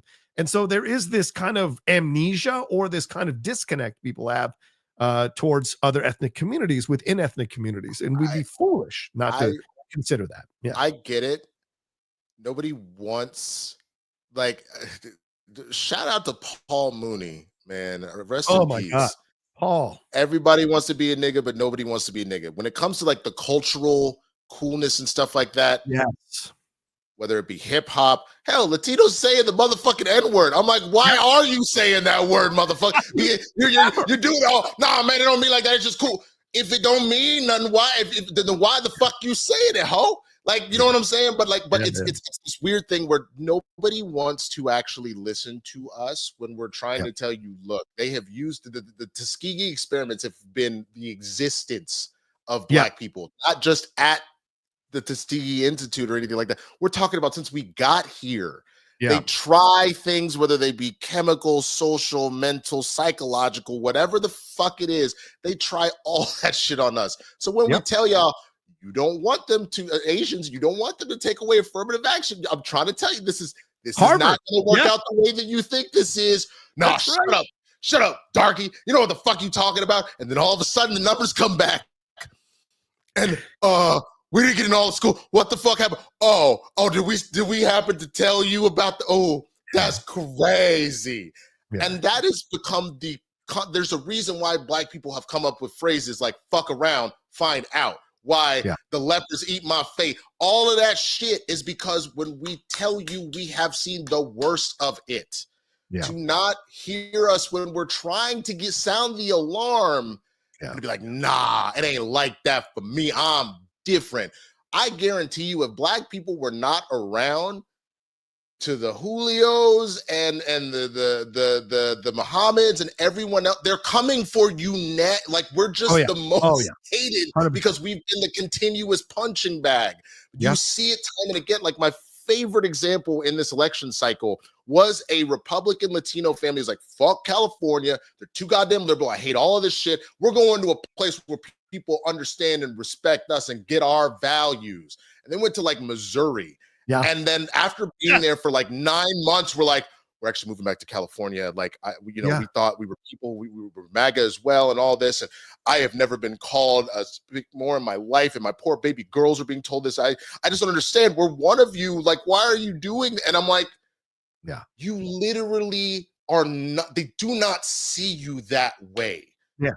No, you are, it's 100% the truth, Winston, because they need a scapegoat. They need a scapegoat. Black people used to provide the perfect scapegoat back in the 90s with Willie Horton and George Bush and all of that stuff. Escaped black convict, right? Willie Horton, who stabbed someone multiple times. Never mind that he was let out under a Republican policy, which never got enough attention. But now it's Latinos. Now they're coming in caravan. My mother said this to me last night, which drove me insane. The caravan situation. And I'm like, what? This is all in their heads, right? So now they're like, he's going to deport 20 million. He is not going to deport 20 million. I'll tell you why. Because big business would absolutely implode if you deported 20 million illegal immigrants from America. The big business, all those hotels you go to, having worked in hotels myself, having had a father who worked in hotels, my father was a legal immigrant. There are a lot of illegals working those hotels. There are a lot of illegals working those convenience stores you love to go to. There are a lot of illegals working at all the businesses doing the jobs that white people, Black people, Asian people don't want to work. And because they're shit jobs for shit wages, they are absolutely doing those jobs. And so you remove that from these billionaire class who love to not pay people their worth to work for them, you're going to cause massive economic destruction to America. So all these people caught up in the border situation, you're all fucking wrong. That being said, though, I do think someone who's in here saying some crappy stuff, they do have a point. We were wrong about the border. We were clearly wrong about the Democrats. They were clearly wrong on their messaging about the border.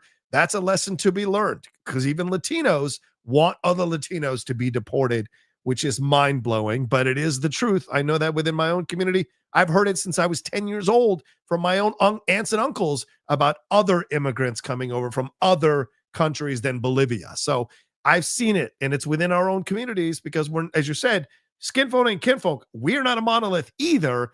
By country, we're different in how we approach things. As Mexico, yeah. Anyway, sorry, I wanted to bring this up, but do you want to respond to anything I said, or shall I bring the Latino graphic up real quick? No, You running out of time? Oh, I'm sorry, Winston. Are we running out of time, brother? We are, but that's okay. I can stay for at least another 15, so we're good. We'll start asking, answering questions, wrapping up. The last thing I just wanted to say real quick, because I see a couple people, one person in particular being like, what African Americans don't understand is people will give an arm and a leg to get to America. Let me tell you something. All right.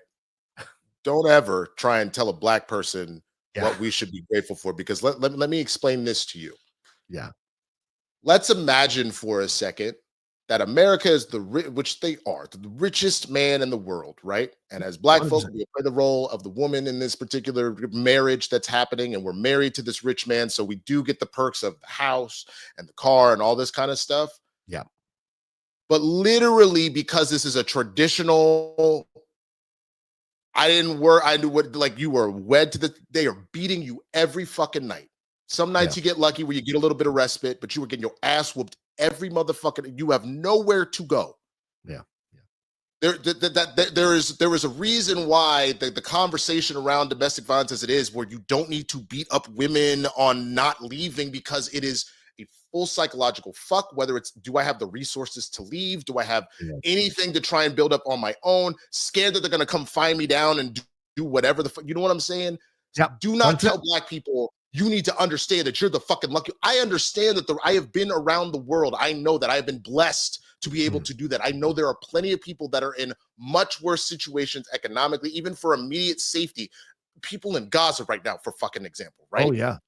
But don't tell me that when we have been beaten by this country continuously for hundreds of years, it is a whole different fucking type of abuse. Yep. It doesn't make it any better or any worse, but it's a whole different type. So don't fucking tell me that I'm lucky. I'm aware that I am lucky that this country that I live in, but I am also aware that at any point in time, a road cop sees me the wrong way just because I happen to be grimacing because I stubbed my toe. That could be my fucking ass. So watch yourself.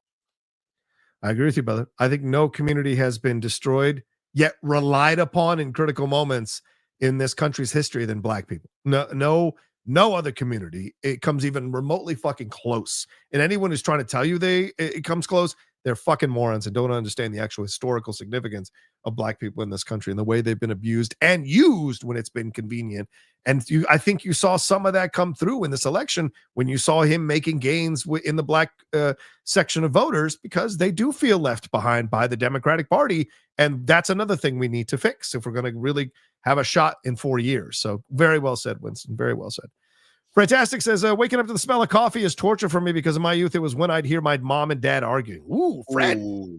Don't bring down the room, Fred. For God's sake. I don't know. I just wanted a whole diatribe about like the African diaspora and how black people keep getting their ass whipped. So I don't know. That actually seemed to lighten the mood just a little bit, but God damn. Sorry, Fred. That sucks, man. I'm so sorry. Pooch Shoot Riot, hello. Says, what the fuck, a morning show? How does the leader show up in Cap 4? Let's fucking go, Cavs. All right, my man's all over the place. Respect, Pooch. Just you're getting all of it in one super chat. What's up? Yes, the morning show. How does he show up? I think he's the one pulling the strings. So I think he's the one that gets Isaiah Bradley to be, evil for a minute there. And then, sure, let's go Cavs, I guess. No, let's go Mavs. Get the fuck out of here. There you go. Cowboys fan says, hey, guys, I love the look of all of these new trailers in Winston. We need to get real. Our season's over with this Dak hamstring injury update this week. That's right. He is shutting down his season. We get killed later today by the Eagles. That's what he thinks. Probably. I think that we were in one of the morning games, right? So we're probably already losing. I don't know. I haven't seen the score for you guys. I think you're the night game. Aren't you the night game? Yeah, Philadelphia Dallas is a 1:25 p.m. our time. The mid-afternoon. Okay, cool. Yeah, I'm skipping my game right now, tied at 7-7. So also, everybody, this post-election depression is real as hell. I'm still feeling very depressed, disappointed, and shocked by the numbers that Harris lost by. Putting that aside, she's a woman of color. Yeah. I mean, but we go through your process, but don't quit, man. The fight is still there. They let them gloat, dance around, jeer, point, giggle, do their stupid shit that they're going to do. MAGA just loves being infantile. We have to be smarter, stronger, and more dedicated to the process, even more so now to fight back. Because I think there are millions of good people who do want to see people fighting for them. And if we can show that, then I think we'll win them back. Karen Vondermaiden. Sorry, Karen, I have trouble saying your name. Black women are the best of us. I mean, yeah. I was raised by Black women. I've been supported by Black women. They are truly one of a kind and deserve everything. And I'm really sorry on how hard they've had to deal with things, and how it seems like the country as a whole resoundingly yelled at them no. That really makes me sad. Yeah, I agree. Oh, so true. Black women / men are officially tapped out. There's been a collective calm sweep over our community. We are done supporting communities that aren't our own. Too much black blood has been spilt to get the rights we have now. That's a real thing that I've seen a number of Black people just opt out. They literally are like, "No, I'm okay. At this point, because the world is already going to have a target out for us as is. We're just going to focus on us and move forward." I've seen so many Black folk feel that way. And I'm actually very curious to see what the tapestry looks like for us as a community going forward. I think it's going to be real interesting. Because I mean, I would imagine that a lot of people, Black people and people of color, feel very betrayed by this, because also he is a very pro-police president.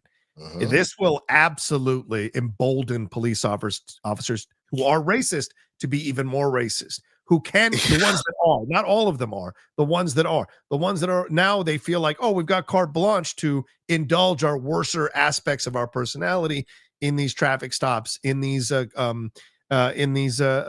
interactions with people of color, with Black people. So I think that's also a part of this that's very sad to see. Mike Joyce says, I felt better when it was pointed out that all incumbent parties haven't done well in elections since COVID, largely due to inflation. You're right, Mike. That's worldwide. A lot of the incumbent parties did not do well because of COVID and what have you, which does speak to an electorate that isn't knowledgeable about these things and really isn't willing to sit down and look at the nitty gritty of how this all went down. He's going to inherit Biden's economy. Biden has turned around the economy from the shit show Trump left it in 2020. And now he's going to crow that it's because of him, because people don't do the research, don't look at the signifiers, and don't go into the nitty gritty to see how Biden has really saved us, for God's sake. I'll tell you this much, man. Yeah. As dumb as he is, at the same time, Trump is a fucking genius.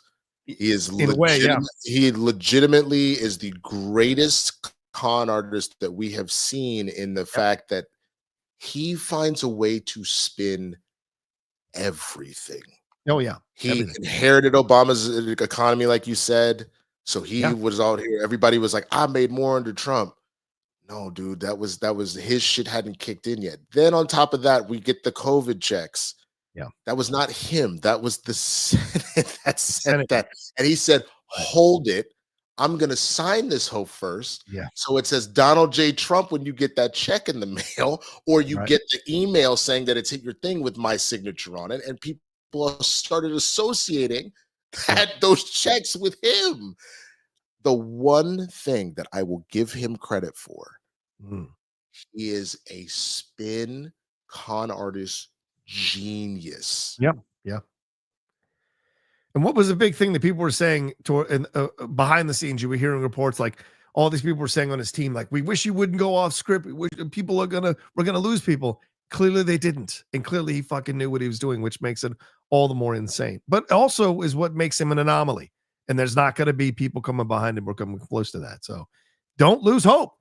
Mike Joyce said, even then, Democrats did better than most. Yes, agreed, across the globe. You're right, Mike. Derek says, why does No News Network address the fact that the white demographic in this country has for over 70 years voted against their best interests? It's not economic anxiety. It's they don't want to lose white hierarchy in this country. I mean, they are the dominant color. So, yeah. Especially if you look at, if you go and examine the economies under these various presidents, where every time you go under a Republican president, we go into debt, like more debt. And every time you get a Democratic president, they end up balancing shit back out consistently. And that by itself should be enough. But you're right, because the brand messaging is to continue to paint Democrats as these liberal hippy dippies, which is the other thing about it that the Democrats need to be careful about. Yeah. One, I am a true believer that we should have a third party, but I had a problem with third party folks trying to do that in the 11th hour. Start right now. Now. Start getting your shit together now. Start getting good people to lead it. Start raising the money, all of that, right? But the other thing is Democrats moved so far to the center. You lost a lot of people that were your core base by doing that.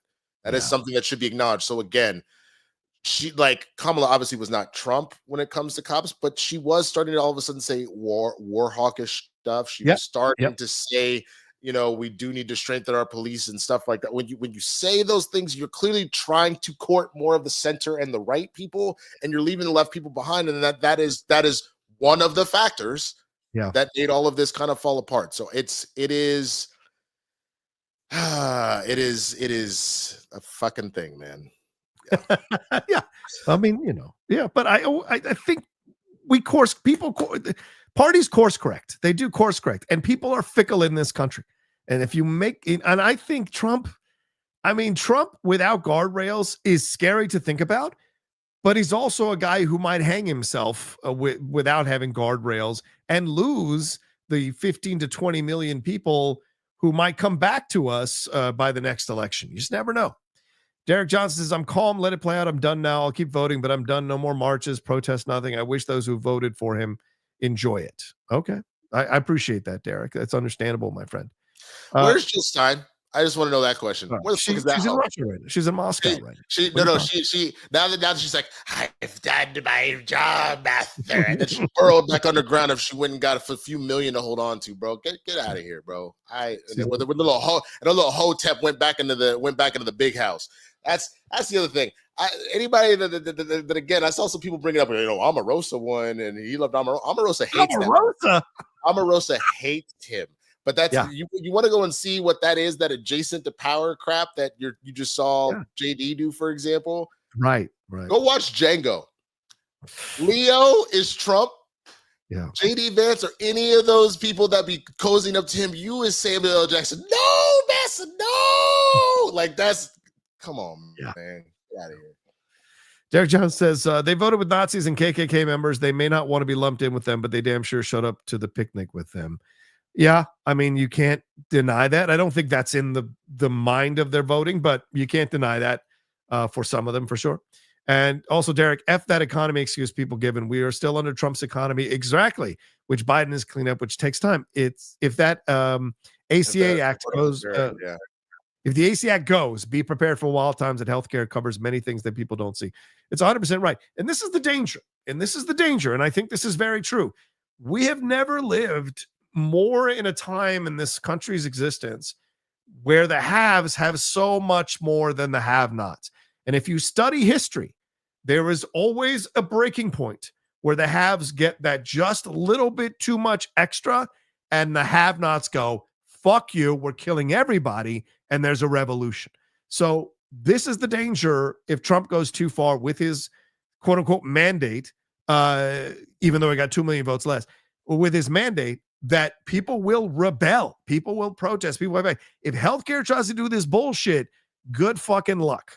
Because what are you going to do when 50 people show up to your hospital and want to take everything out of that hospital? What the fuck are you going to do? Because you won't give them care or you won't give them the drugs they need. Please don't fuck around, man. Americans love to fight. We're built on a revolution. Don't fuck around. You're gonna get people pissed off. I had somebody say you're talking about healthcare. Just funny, they were like, all the people that were like, thank Jesus, he sent us Trump. And it's like, did he? Because then right after he sent a plague, so the funny thing is like he just got elected, and apparently there has been a massive outbreak of swine flu. I can't remember exactly where I saw it. I was like, is this shit about is this shit about to happen all over again? God was like, you didn't get the message the first time. Yeah. Here you go.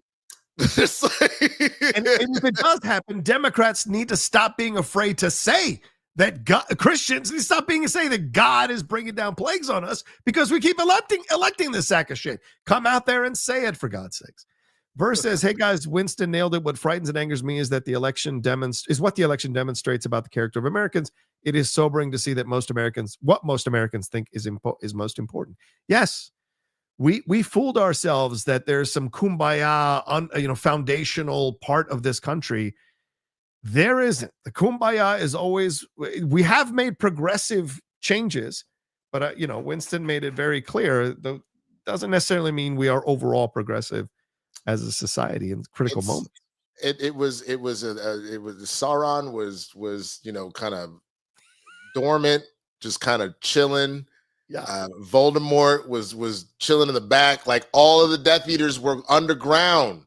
But the minute Massa revived himself, they came running out. Yeah, kill them all. Woo!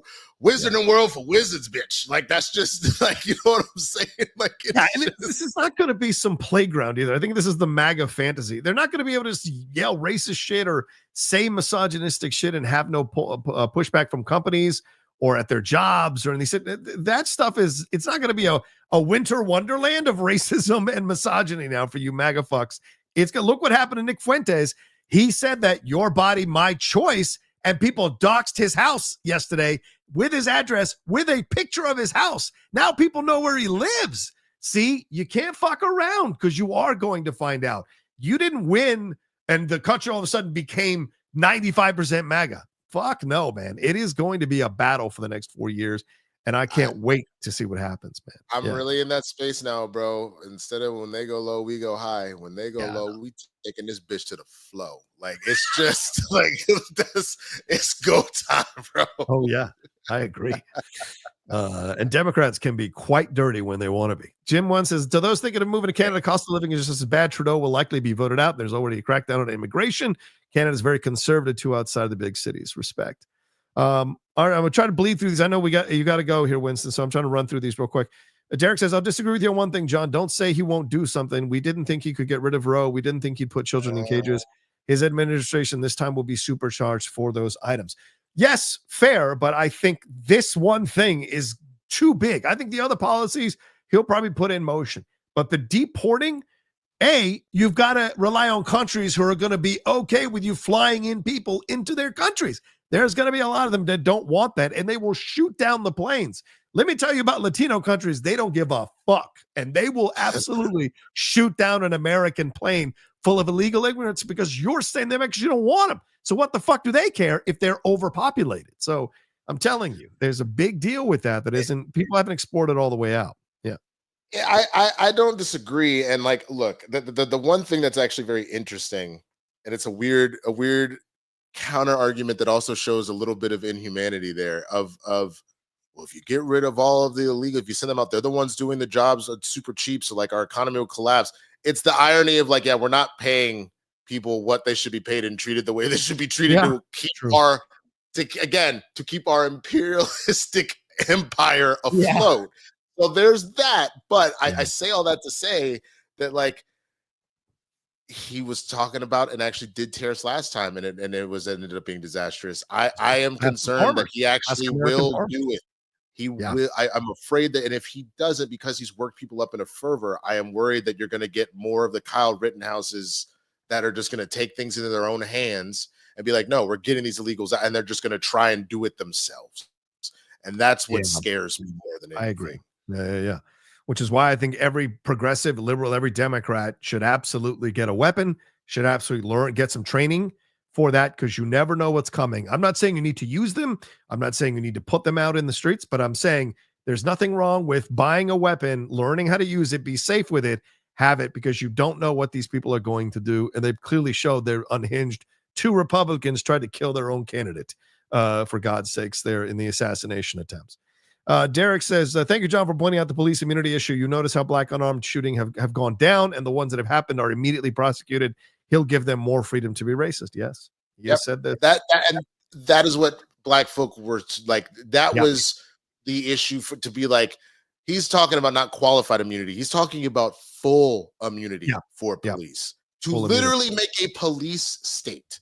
We Yep. are already in one, but now but like this is fighting Wonder Woman. Are you aware that like her bracers actually limit her, right? Because otherwise she goes into a warrior rage if she takes them off.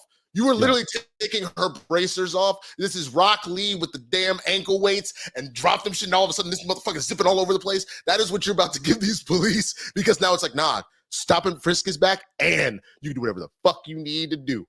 Yeah. Yep. Madsen McCall says Buttons is the greatest music ever, video ever, Nicole. Maybe that's a Scherzinger reference. Yeah, it is. Yeah. We're not going to get to that story. We're out of time for that. Sorry, guys. Thoughts on Oakland booting out their mayor and DA in Cali? Is there a feeling some see mayors and prosecutors are too soft on crime and shoplifting? Yes, I think that's actually very true. And the homeless problem is a massive, massive thing for a lot of these cities to deal with, for sure. California is way more red than people realize. Yep. If you need proof of that, the fact that rent control failed, the fact that slavery was not thrown out the window, the fact that so many things. Yeah. This is a very red state. We are just so densely populated in the cities. It has looked like it has been infinitely blue like the ocean. It is not. It is.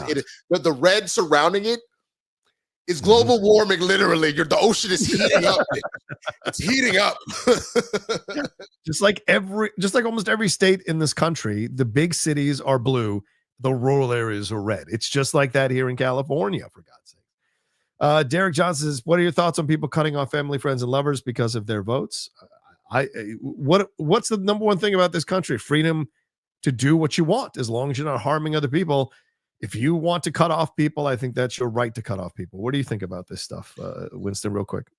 I thought it was fine to do it even back in 2016, but especially now. Like, I don't blame a single woman that after Roe was overturned and they're talking about putting further bans into place, and you've already seen women dying from those complications. I would not be surprised to see. I can't talk to you anymore because of whatever. And it's the same thing with anybody. Like, you would hope you can find a way to figure it out, but I can be friends with differing opinions. I can't be friends with somebody that doesn't value my humanity, and knowing that the person that they potentially voted for has made it clear that that is not a top priority for them, that my humanity isn't at the top of their list. It's about their economic safety and then pushing other bullshit agendas. That's the difference. Because I look back at Bush is a war criminal, but like if you look at like McCain, Mitt Romney, Bush, there was a level of like there's still some stuff under the surface there, but it wasn't. They'd just be like, all right, you're one of those. But like what this movement has been behind, yeah. And I see MAGA now. All these people like, why can't we be friends now? Why can't we? Why are you cutting me off? I saw one of the actresses from Tulsa King. She did an Insta story. She's like, oh, guys, why are we fighting? Why are people getting cut off? You know what? None of you motherfuckers came out of the woodworks in 2020 and were like, guys, why are MAGA people cutting liberals off or cutting their friends off or what? Get out of here with your nonsense. Your president won, and now you think we all should just put down our swords when the president you elected isn't a normal candidate for president. He's a person who advocates deporting 20 million immigrants. He's a racist. He's a misogynist, sexist. He's an adjudicated serial sexual assaulter and rapist. Like, give me a fucking break. This isn't like Romney versus Obama, for fuck's sake. This is a whole other animal you put in office, and people are right to be upset about it. So take your fake tears and your exhales and get the fuck out of here. ES13 says, are you going to do an election episode with Steve? No, I don't think so. Steve's pretty hurt by this one. We might get around to it, but I doubt it. Karen Vonderman says, thanks for all you do. God help us all. I agree, Karen. Dwayne Henderson says, Evil won, robots next. One for now. Again, remember, dude, Nixon won in the late 1960s, early 1970s. Everybody thought it was the end of America. We go through this, man. We got to come back out, fight harder. That's the game. Winston, I know you got to go. I'm sorry. Let me run through these real quick again. These Streamlabs rather. Annie Garfield says, David Asselrock talking to Cooper on CNN. Trump gained voters in all groups and demographics except one. The only groups Democrats gained with on Tuesday were white college graduates, people who make more than $100K a year. This shouldn't be the case for the party that fashions itself as the party of the working class. People on Tuesday told us that they see us as the party of the elite, and we need to reflect on that, not dismiss it, said David Axelrod. Is he right? Yes. Yeah, yes. Look, like I said, there is no one finger to point at here. Right. Period. There just isn't. I mean, I would argue the greatest thing that caused us to lose is social media. There has been a massive push to manipulate people, to stir up anger and frustration and confusion and fear. And this has been tested in 2016 and perfected by 2024. That is why Netanyahu has been able to get away with all of the bullshit he's been able to get away with. That's why you've seen how this election played out. We have been sold out. Yeah. I went sort of Obama there, but I'm sick, so it didn't fully stick. But like, we've been sold out as numbers, and to know that we can be manipulated. The greatest war you can play is a psychological one. Period. Yeah. And that is truly what has happened at this point. Yeah, I agree with you.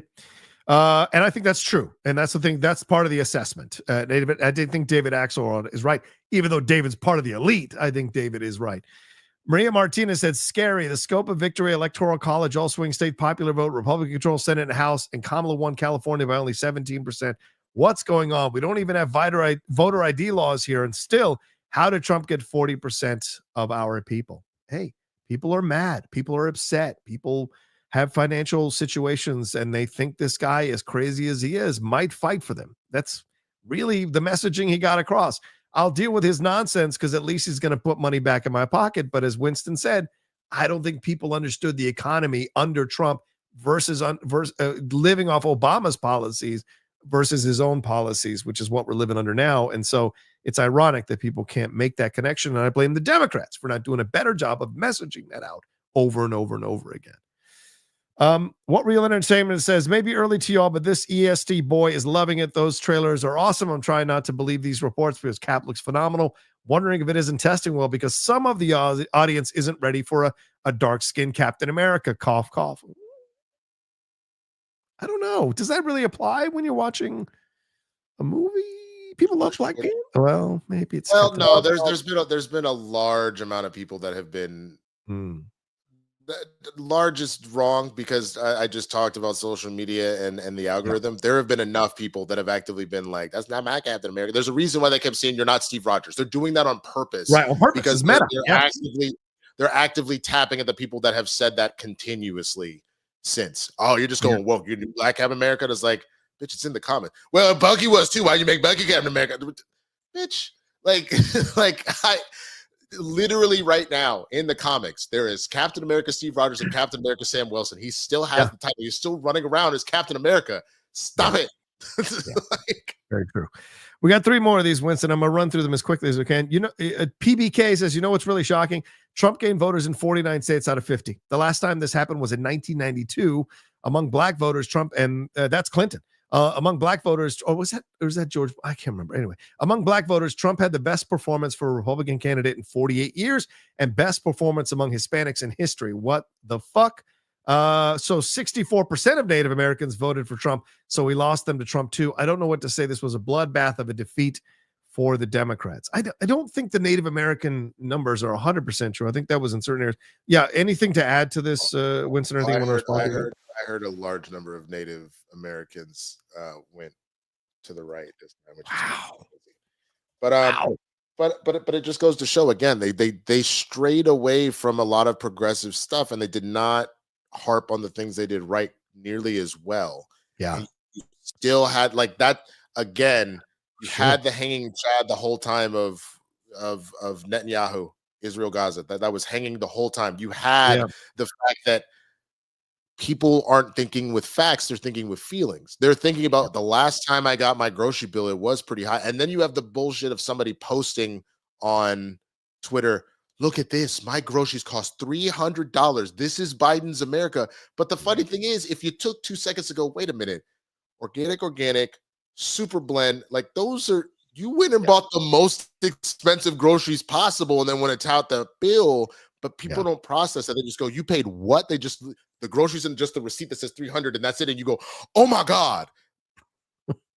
Oh my God. Yes. Oh my God. I'm sorry.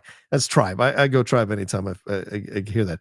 You're absolutely right. And the thing is, I just looked it up. 64%. He was right. 64% of Native American communities went for Trump. They usually go Democratic, but a lot of them are citing the economic downturn since COVID on their lands in their cities. So I mean, in their communities rather. That's actually a understandable thing again. And there might be misogyny there as well. I mean, how many women become leaders of a Native American tribe? So I don't know. I'll have to ask my partner. She is Native American, and ask her about the history of that. So yeah. So super quick, and then we'll get to the next question. I saw someone saying like groceries are expensive, and I agree. But I think the one thing that people don't know, and that's because either the mainstream media is not doing a good job of getting it out. It is not something that gets pushed around a lot, but people need to understand some of the things that went down. So eggs, a temporary flux in that price for like a week or so made sense.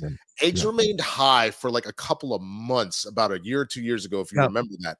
That's not because we were still in a shortage. They very quickly sorted out what was going on. That was price gouging.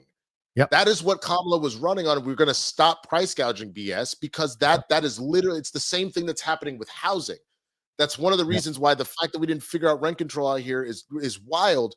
There is a massive lawsuit going on right now against an AI company and a number of various like corporate landlords around the country who have actively been using this algorithm in order to essentially use each other to set insanely high prices and being like, we're going to say for this whole area, everything in here needs to be $3,000, whatever, when there's no reason that it should. It should remain around 15 to 2,200, but nah, this is 3,500, which makes no sense compared to what's going on in that neighborhood. And it's not because you're so full. A lot of these buildings in LA have 20% occupancy. They are 80 to 75% vacant, but they're setting those prices super high so that's the thing. People don't understand how greedy a lot of these corporations, now I sound like Bernie, how greedy they have been, bro. It's a fair point. It's a fair point. Yeah, exactly. And the thing is, you got to understand, unfortunately, people on the ground level don't understand this, that the people who own these companies are usually Republican and vote Republican. So they saw with COVID, they made so much money. I mean, Bezos became a three-time trillionaire or whatever during COVID. All these companies, and of course, he didn't have the Washington Post to endorse anybody and then kiss Trump's ass after Trump won the election. These people are invested in Trump coming in, who is very, very pro-business, cutting their taxes, cutting any of their, so they're going to make even more profits. You would keep the prices high to fuck with the current president so that people look at it and go, I blame the president. I'm going to go vote for this other guy who is going to gouge you even more. People are going to see the prices are not going to go down. The prices are not going to go down, and people are going to be even poorer, especially with the tariffs, if those really come to fruition. And people are going to be so fucked. Like, we don't even know. Two things. Just off of that one, all the economists were talking about it. As far as money goes, if there is a major purchase you were planning on doing in the near future, a car, a computer, anything, do it now. Do it now before the year is out. I know that's hard with the holidays. You're traveling, you're trying to get presents for people. Now is the time to get that stuff. This might be the most important Black Friday of your entire life. I mean, seriously. Yeah. I'm glad I bought our car already. Yeah. And then the second thing is, after that's done, save everything. Get the major purchase. That's the number 2 point. Get the major thing that you've been looking forward to get. You got to get it now. And then after that, you need to save every penny. And maybe even pull some of it out of the bank to keep it just in case. The craziness of that, Maria Jose Negrela Lopez, is Winston so educated? What the fuck am I? Chopped liver, Maria? What the fuck am I, for God's sakes?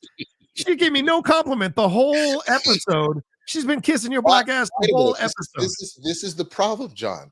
Yeah. Why can't I just have a compliment? Why does this have to be about you getting dissed? Latino women hate Latino men. I mean, I really don't understand why this has to be about you, Mr. Rocha.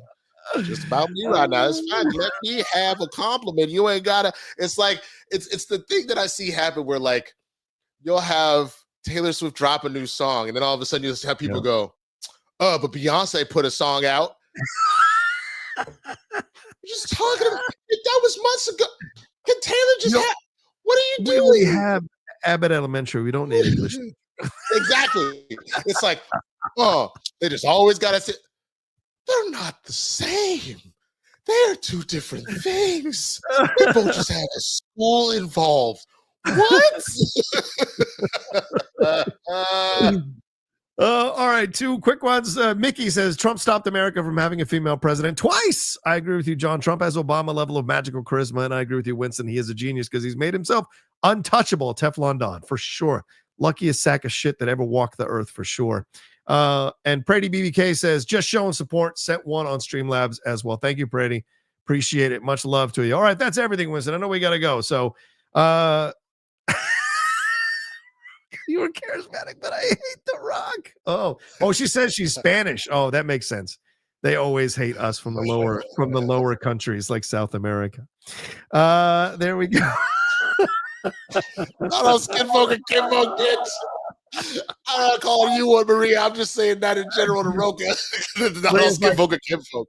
He's like, I'm a colonizer. I don't like the people we colonize, for God's sakes. All right, there you go. Thank you, Maria. You are the help. Rocha, you are the help. Tráeme mi café. Tráeme mi café. Anyway, all right. Thank you all so much for joining us on this morning's Spill the Tequila. I know we went over 2 hours. We never do that, but it was so much to talk about. Thank you to Winston and Marshall, who got out of bed to hang out with us and do this, which I love so much. Thank you, Winston. I know we went over, but thank you for taking the time. Please let people know where they can find you and your very well-educated points of views on everything. Please do. You can find me at the Swaggy Blurred here on YouTube and across all platforms. I actually announced on Twitter that I'm going to be walking away from it at the end of the year. Oh, okay. So I won't close the account, but it will be, you won't see me engaging. It will literally be nothing more than, hey, I'm doing this show. I'm doing this thing. That's it. Right. So if you haven't already, go follow me on on pretty much everything except for True Social, because why would I ever do that? So like Blue Sky, Threads, Spill for all the black folk, TikTok, Instagram, obviously, like I said, here on YouTube. So find me on one of those since I'll be kind of walking away from that.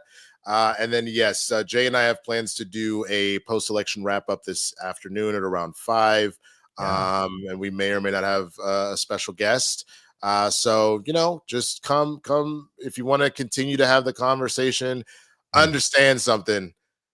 You know, Rocha don't really play stuff.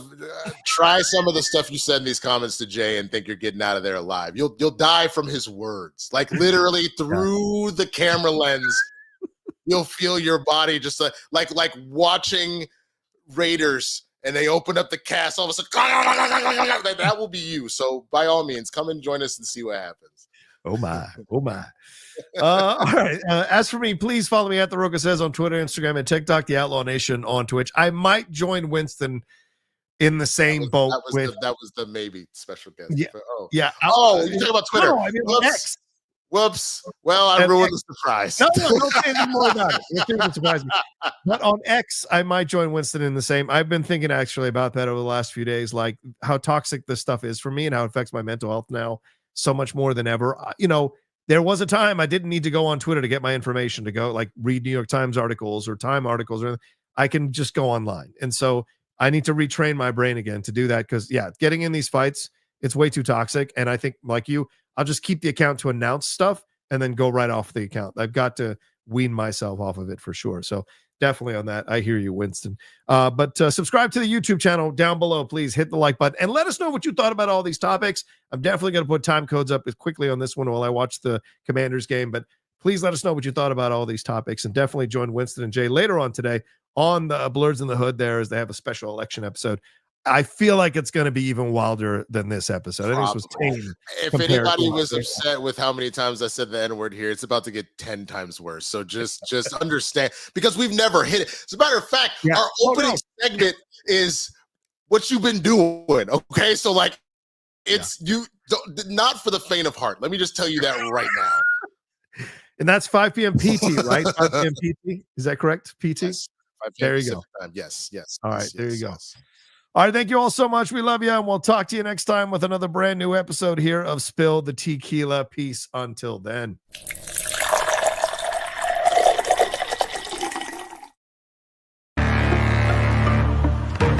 Yeah.